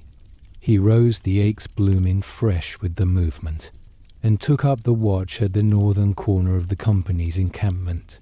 It was not his turn, but the sentry, a boy with eyes still wide from the field, accepted the silent exchange with a nod of profound gratitude and stumbled away toward the illusion of rest. Alone, William leaned on the haft of his grounded poleaxe, his body a column of weary pain. The camp around him was a landscape of low, sighing sounds. From the nearby tents came the rasps and mutters of men locked in troubled sleep. Further off, a mule stamped its hoof in the mud, and a cough echoed harsh and wet. The watchfires had burned down to nests of pulsating embers, their light barely painting the nearest tents in flickering skeletal relief. Beyond the palisade, the world fell away into a blackness so complete it felt solid. And there, pinpricking that void, was the distant sullen glow of the besieged castle on its hill. It was a faint orange smudge, the light of its own fires reflecting off low cloud, a stubborn watchful eye that had witnessed their bloody afternoon and found it wanting. This was the essence of his profession, he thought, not the fleeting, chaotic fury of the melee, but this, the long watch in the cold, dark. It was the patient accumulation of discomfort, the bearing of silent witness to the slow grind of a campaign. The songs and stories got it all backwards. They spoke of glorious charges and clashing swords, of heraldry bright under the sun. They never sang of the interminable hours afterward, of the way the cold seeped into your bones as you stood guard over sleeping men who might be dead tomorrow, of the way memory became a burden heavier than any armor. The minstrels' tales were clean. They ended with the victory feast or the heroic death. They never mentioned the taste of ash in your mouth the night after, or the specific aching hollow in your shoulder from a blow that did not kill you. His gaze remained fixed on the castle's glow. Somewhere within those walls, men much like him were also standing watch, looking down at the constellation of dying fires that was his own army. They would be just as cold, just as tired, nursing their own memories of the day's skirmish. The thought should have bred hatred, or at least a sharp sense of opposition. Instead, it bred a weary kinship. They were all players in a vast, slow game whose rules were written by distant lords, a game where the currency was mud, fatigue and blood. The man who had faced him in the thicket, the one whose eye he had seen in the visor slot, they had shared more in that moment of exhausted recognition than he did with the noble in his pavilion who had ordered this siege. The profession was a fraternity of shared misery, a brotherhood defined not by the glory of killing, but by the intimate knowledge of enduring. The burden of memory settled upon him, then, not as a flash of horror, but as a weighty, detailed ledger. He did not see the battle as a whole, but as a series of sensory fragments, the grating shriek of steel on steel as he was crushed in the press, the feel of the wounded man's damp armpits as he dragged him clear, the sight of Thomas's twisted leg on the hurdle, the sound of the boy's cry. These were the true trophies of the day, not captured banners. They were indelible stains on the mind. The stories spoke of remembering fallen comrades with a noble sadness. They did not speak of remembering the exact smell of the field, blood and wet earth and opened bowels, all the way and opened bowels all the way a dropped axe had sunk into the mud with a final soft thud. This memory was not a tool for inspiration. It was a stone in the soul, a density that would forever alter his balance. A night heron called from the distant river, a lonely guttural cry that seemed to stitch the darkness together. The camp's sounds felt small and transient against that vast indifferent blackness. His own life, the entire furious business of the siege, felt equally small. He was a man in his middle years, his body a catalogue of old wounds, standing in the mud, holding a weapon, staring at a light on the hill. This was the reality behind the title, behind the shield device. It was a life of watches kept, of ground held, of slow attrition against the elements, and one's own dwindling spirit. The ideals of chivalry, the protection of the weak, the fulfillment of oath, they were still there, but they were like the stars obscured by the cloud. Theoretical, distant guides, their light faint and often useless for illuminating the muddy path at your feet. He shifted his weight, and the ache in his knee flared, a precise reminder of a fall from a horse 10 years past. The memories were not just of today, they were layers, each campaign, each skirmish, each long watch depositing its own sediment in him. He was becoming an archive of weathered experience, a testament to survival, but at the cost of a certain lightness he could no longer recall. The young man who had first buckled on a sword belt had dreamed of shaping his life into a song. The man he was now knew that life was not a song, but a series of watches in the dark, punctuated by brief, terrifying bursts of noise, and that the only shape you could hope to give it was that of endurance. The distant castle glow seemed to waver, perhaps as a fire was banked behind a wall. The siege would continue tomorrow, and the next day there would be more watches, more mud, more silent, staring across the dark at that stubborn light. His profession was one of infinite patience, aimed at a finite, often pointless goal. He breathed out, his breath a pale plume in the night air, a tiny transient signal of life in the vast gloom. He adjusted his grip on the poleaxe, settled the ache in his back, and continued his vigil.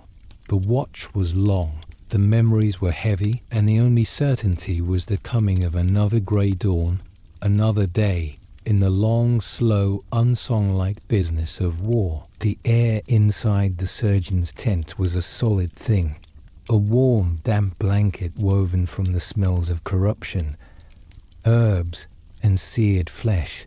It was a climate of its own, separate from the cool drizzle outside, and entering it felt like descending into the belly of a wounded beast. Sir William paused at the flap, allowing his eyes to adjust to the gloom.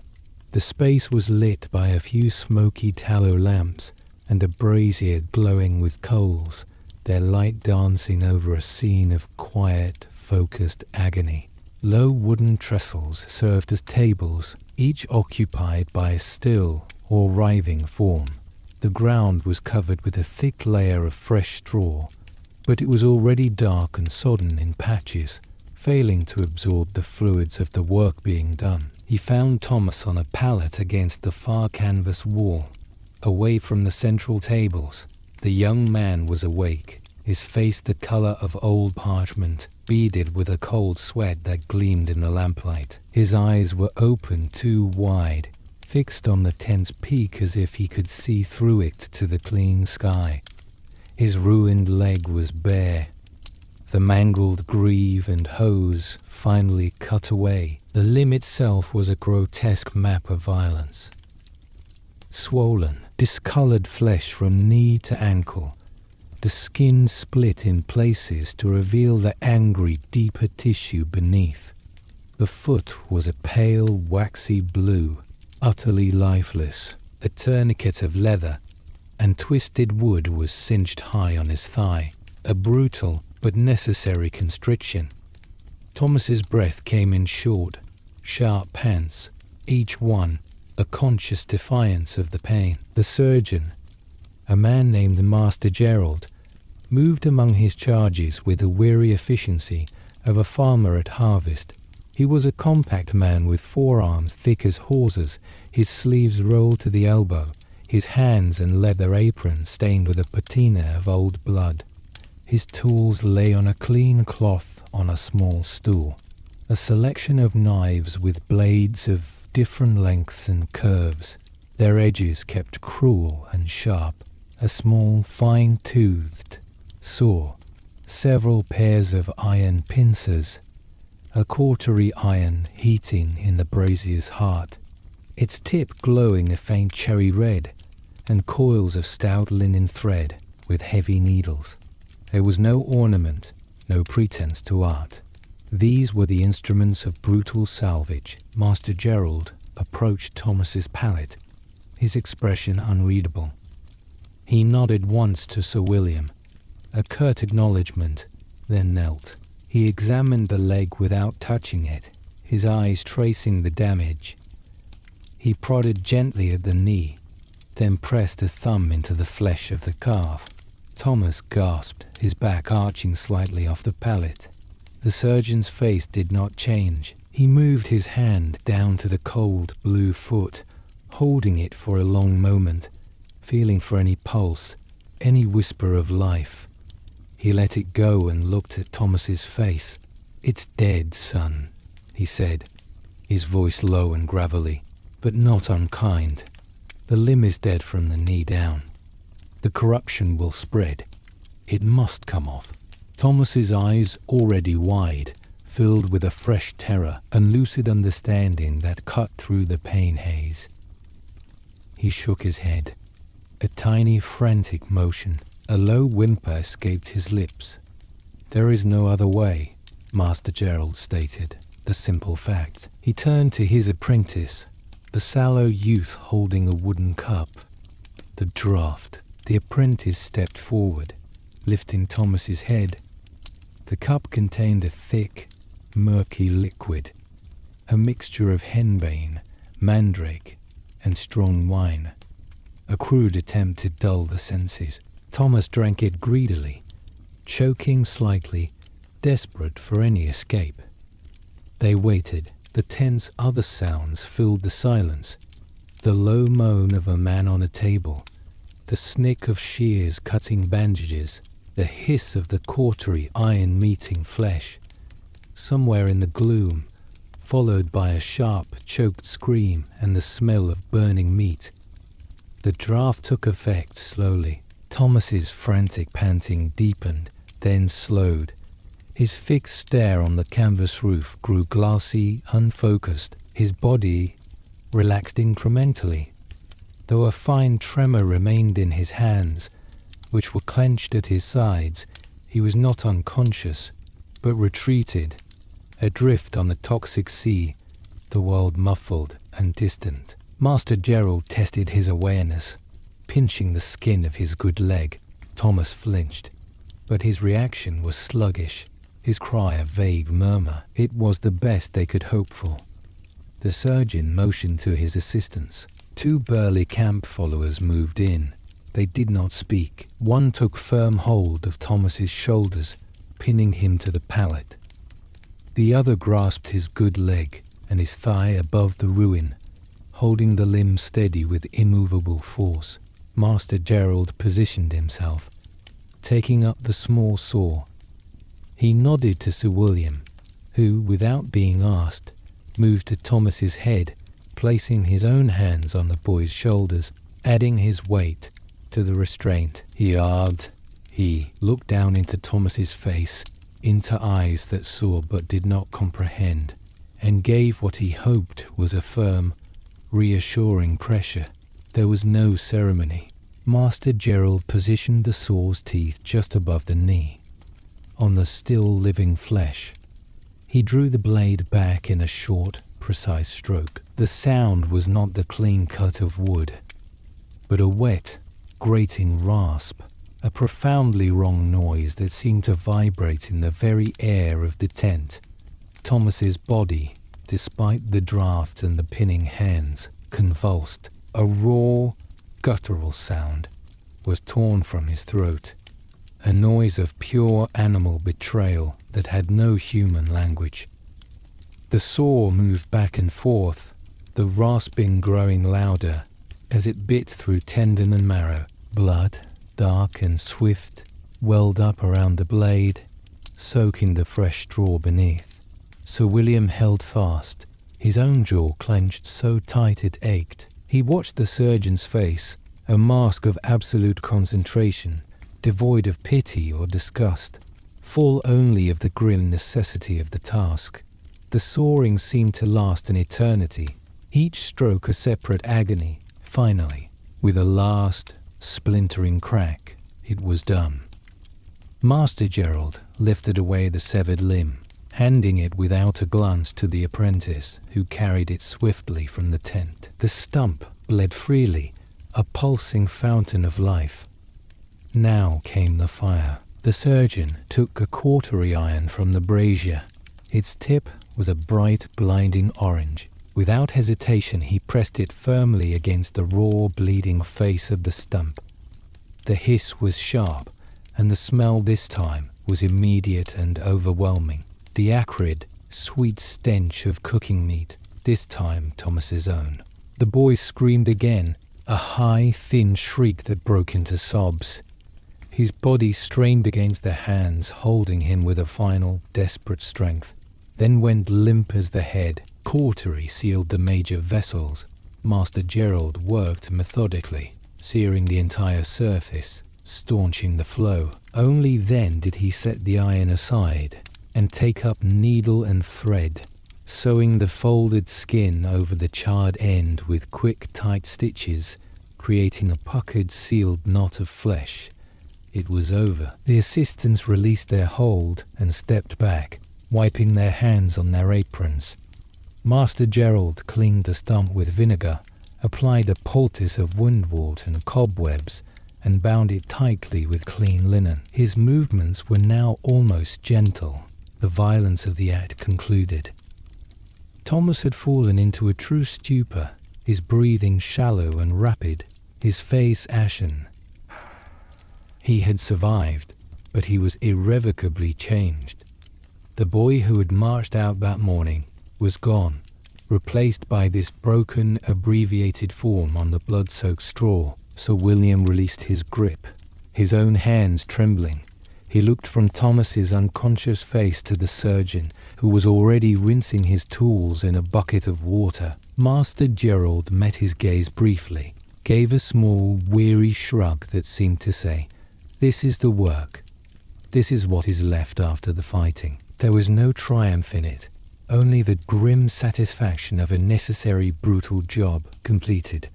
A life saved by the forfeiture of a part of itself. The tense thick air clung to William, the smells of blood and burnt flesh now a part of his memory. Another layer in the ledger of the day. He turned and pushed out through the canvas flap, back into the cold drizzle, leaving the warmth and the horror behind, carrying with him the image of the saw's rasping teeth and the knowledge of the price exacted for a life, a price paid not in coin, but in flesh and enduring fire. The rain began that night, a soft, insistent pattering on the canvas of the tents that deepened into a steady, monotonous drumming by dawn. It fell for days, a grey curtain that erased the horizon and turned the world into a single dripping entity. The siege camp, already a monument to mud, dissolved further. Paths became shallow streams. The spaces between tents became viscous lakes of churned earth. The palisade walls wept continuous dirty tears. The distant battlefield, now a burial ground, was lost behind the veil of rain, but its presence was felt in the slow brown water that seeped into the lowest parts of the camp, carrying with it the faint, imagined taste of iron. Inside the tents, a grinding, damp discomfort took root. Clothes hung to dry from tent poles, never truly dried, remaining perpetually clammy, smelling of wet wool and mildew. The gambesons and padded jacks, sweat-soaked from the battle, became cold, heavy sponges against the skin. Men woke with their bones aching from the chill, a deep-seated cold that no fire could fully banish. The braziers and cook fires hissed and sputtered, fighting a losing battle against the damp, filling the air with acrid smoke that clung to the back of the throat, but gave little warmth. Every piece of leather grew stiff, every strap and buckle crusted with a faint white bloom of mould. The steel of armor, hastily cleaned after the fight, began to show the first orange whispers of rust in the seams and joints, a slow decay mirroring the mood. Boredom set in, a heavy sodden weight more oppressive than any armor.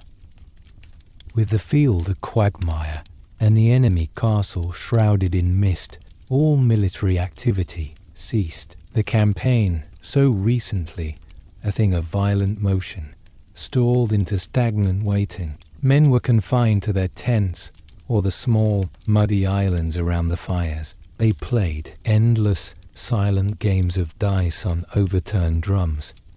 They honed weapons that were already sharp, the rhythmic scrape of stone on steel, a futile protest against the inertia. They stared into the rain, their minds as blank and grey as the sky.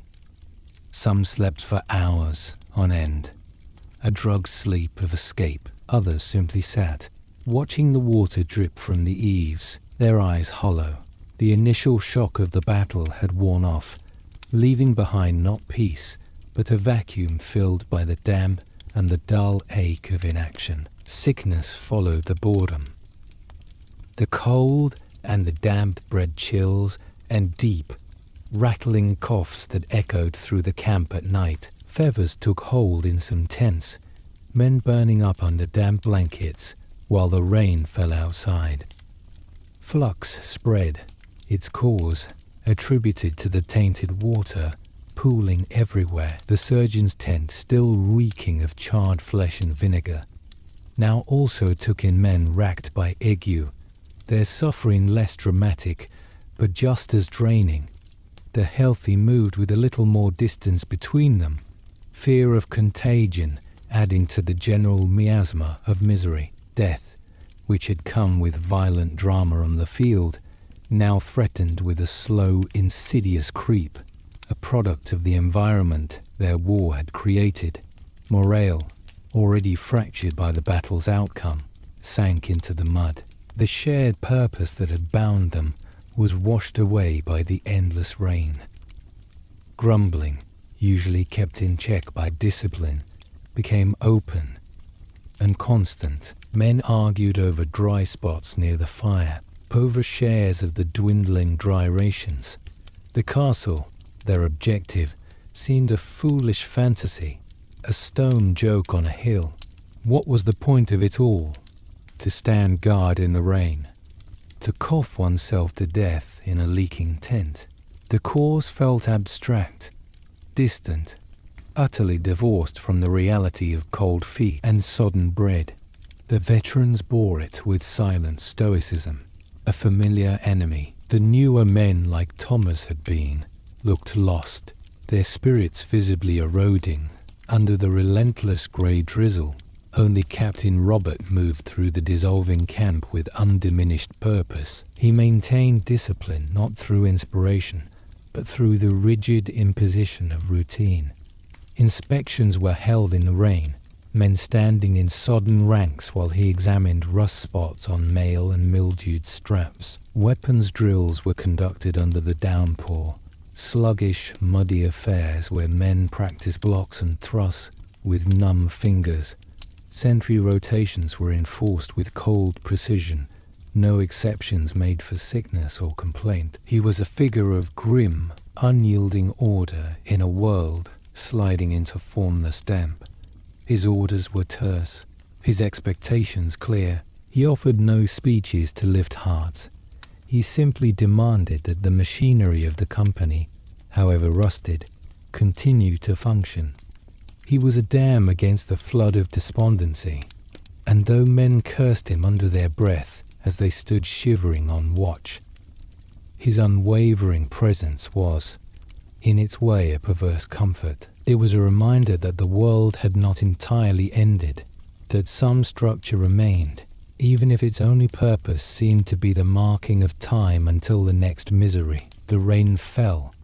The camp became a swamp, and the war became a waiting game against the weather and their own decaying resolve, a slow, cold proof that water could wear away stone and spirit far more effectively than any sword. The order to disband came not with ceremony, but as a dry administrative fact, delivered by a clerk from the marshal's tent. Their contract was fulfilled.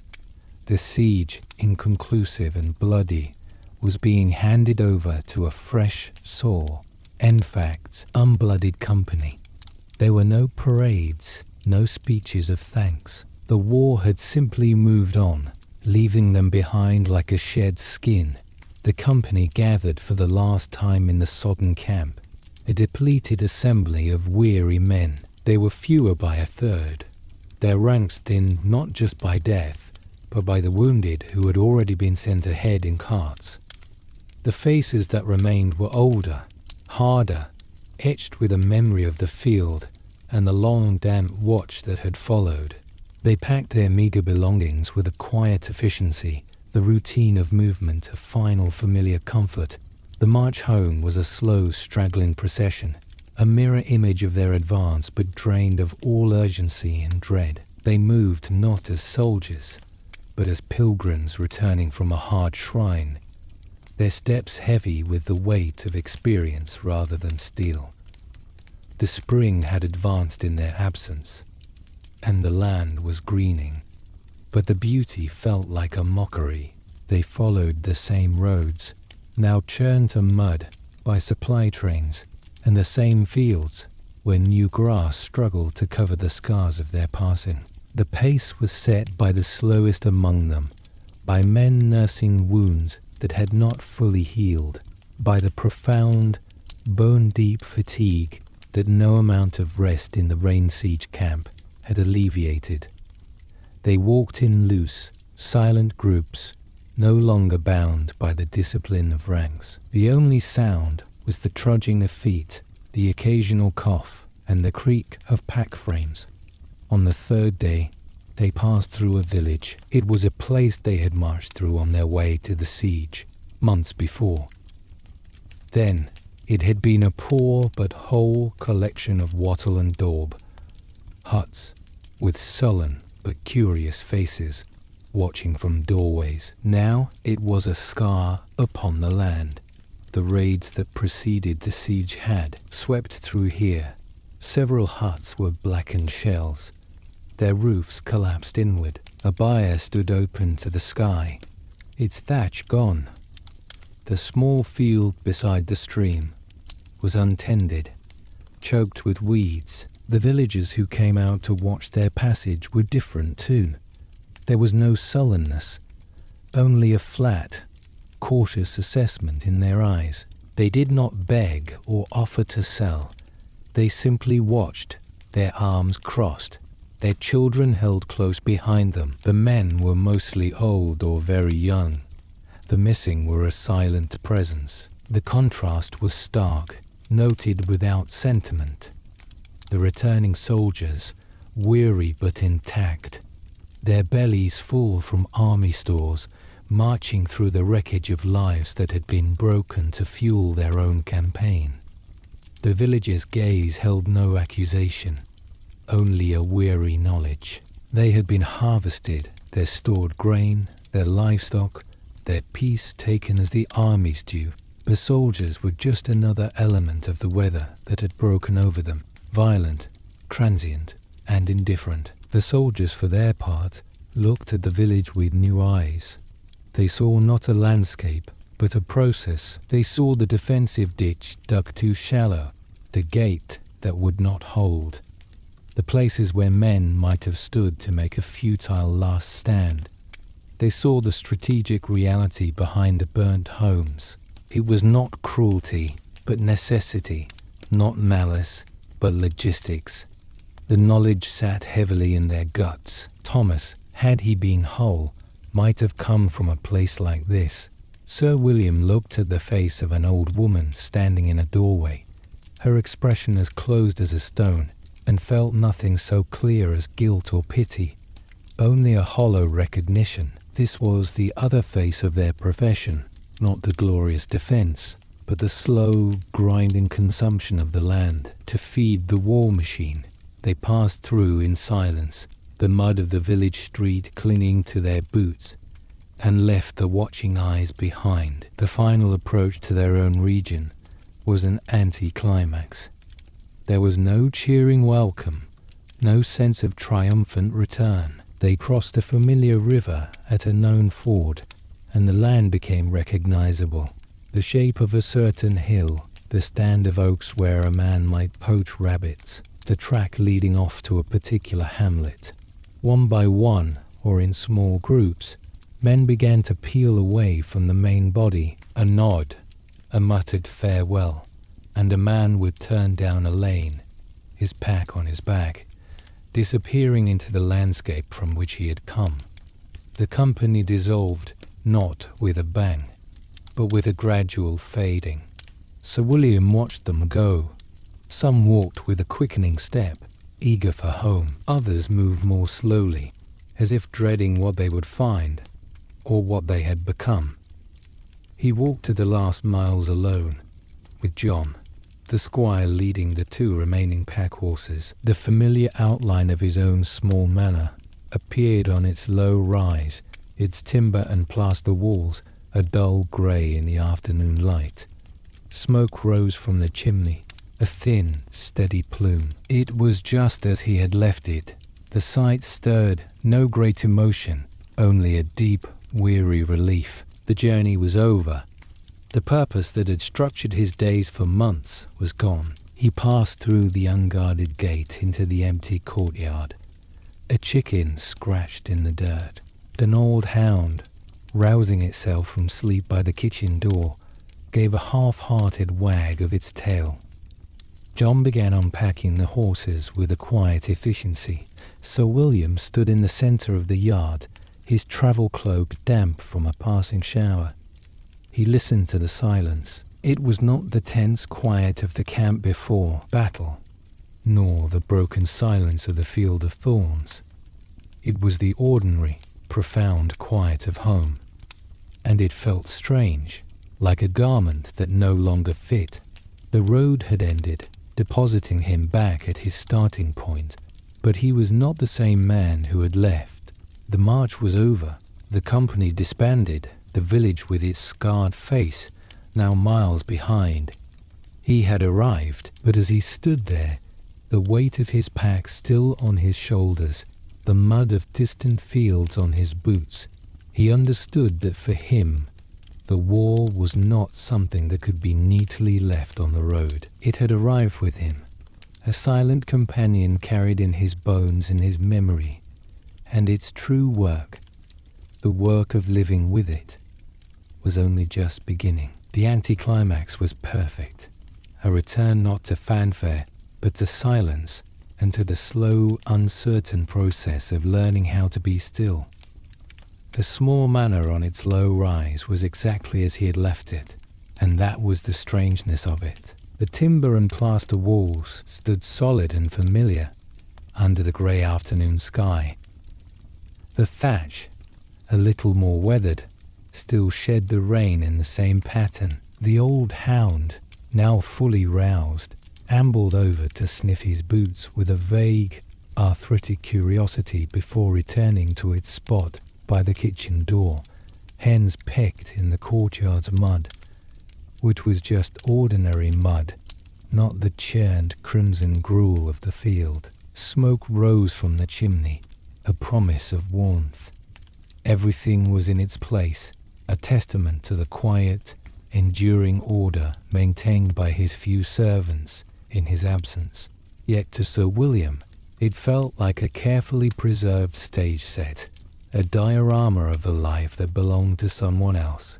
He stood for a long moment in the courtyard, his travel cloak heavy with damp, his pack still on his shoulders. The silence was profound. It was not the tense, watchful quiet of the camp before battle, nor the broken, groaning silence of the field of thorns. This was the deep, settled quiet of a place, undisturbed by trumpet or drum, a silence composed of the faint scratch of a branch against a gable, the distant cluck of a hen, the sigh of the wind in the oak beyond the wall. It should have been a balm. Instead, it felt like a void, an immense emptiness into which the echoes of the campaign rushed to fill. The absence of noise was itself a noise, a ringing in his ears that was the ghost of the crash of the van. John took the horses to the stable. William finally shrugged off his pack, letting it fall to the cobbles with a thud that seemed too loud. He walked to the rain barrel, broke the thin skin of ice with a gauntleted fist, and cupped the arcanely cold water to his face. The shock was bracing, but it did not wash away the ingrained feeling of grime, the phantom sensations of sweat-soaked gambeson, and the metallic taste of fear. He entered the hall. The room was dim, lit only by the fire in the grey hearth and the grey light from the narrow windows. The familiar smells of wood smoke, dried herbs, and waxed timber greeted him. They were clean smells, wholesome, and they felt alien. His armour, still in its travel sacks, was brought in and laid by the hearth. The simple act of cleaning it became a ritual laden with memory. He sat on a low stool, John assisting, and began the methodical work. Each piece, as it was unpacked, carried the campaign with it. The breastplate, dented near the lower edge from a poleaxe strike that had knocked the wind from him. The deep, grinding scrape along the left pauldron from when he had been pressed chest to chest with an enemy knight. The fine rust-coloured stains in the crevices of the mail, where water and a stiff brush would never quite reach. He worked oil into the steel with a soft cloth, the rhythmic motion soothing in its simplicity. The cloth turned grey, then black. The metal, under his ministrations, began to regain a dull gleam, but the dents and scratches remained, a permanent topography of violence etched into the surface. This was not the glorious battle-scarred armor of song. It was a worn tool, its damage telling a story not of heroism, but of survival of pressure, endured and blows absorbed. Later, he sat alone in a chair by the fire. A servant had brought ale and a bowl of thick stew. He ate and drank, tasting the food properly for the first time in months. The richness of the meat, the earthiness of the root vegetables, the solidity of the bread. It was good, and yet the act felt disconnected, as if he were observing someone else perform it. The fire crackled, painting the stone walls in dancing, warm light. This was the hearth, the symbol of safety and rest, the heart of the home. He stared into the flames and saw instead the watchfires of the siege camp, the glowing brazier in the surgeon's tent, the sullen orange glow of the castle on the hill. The warmth on his face could not penetrate the chill that had settled in his bones on the muddy march and never left. Night fell, deepening the silence. The household retired. He climbed the narrow stairs to his chamber, a room he had known since boyhood. The bed, with its thick woolen blankets and feather mattress, promised a comfort he had craved for months. He lay down, the softness feeling almost painful against muscles long accustomed to hard ground. He closed his eyes, but sleep did not come as a gentle tide. It was a fractured thing, in the borderland between waking and dreaming. The silence of the manor became the held breath quiet before the charge. The creak of a settling beam was the groan of the press. The rustle of a mouse in the wainscoting was the sound of a man crawling through the mud. He jolted awake more than once, his heart pounding, his hand reaching for a sword that was not beside the bed, but cleaned and sheathed downstairs by the hearth. He rose and went to the narrow window, pushing the shutter open. The night was clear and cold, a vast expanse of black velvet studded with hard, bright stars. No watchfires, no glow of a besieged castle, just the immense impersonal sky and the sleeping land. The silence was absolute. He breathed in the cold air, waiting for the calm to settle upon him. It did not. The battle was not out there on a distant field. It was here, in this room, in the quiet. It was in the way his body still held the tension of the shield wall, in the way his ears still listened for the crash that would never come in this peaceful place. The campaign was over, the road ended, but the experience had woven itself into the fabric of his being. It was a part of him now, as much as the old ache in his knee, or the scar on his forearm. The silence was not an absence, but a container, and it held everything. The memory of the mud, the weight of the steel, the smell of the surgeon's tent, the shattered look in Thomas's eyes, the hollow aftermath. He was home, but he had brought the field back with him in his bones. The profound silence of the manor was not a respite, but a new kind of listening, a space where the echoes of what had been could finally be heard, not as deafening clamor, but as a permanent quiet hum in the blood, the enduring signature of having been and having returned, in flares of having been and having returned, irrevocably changed.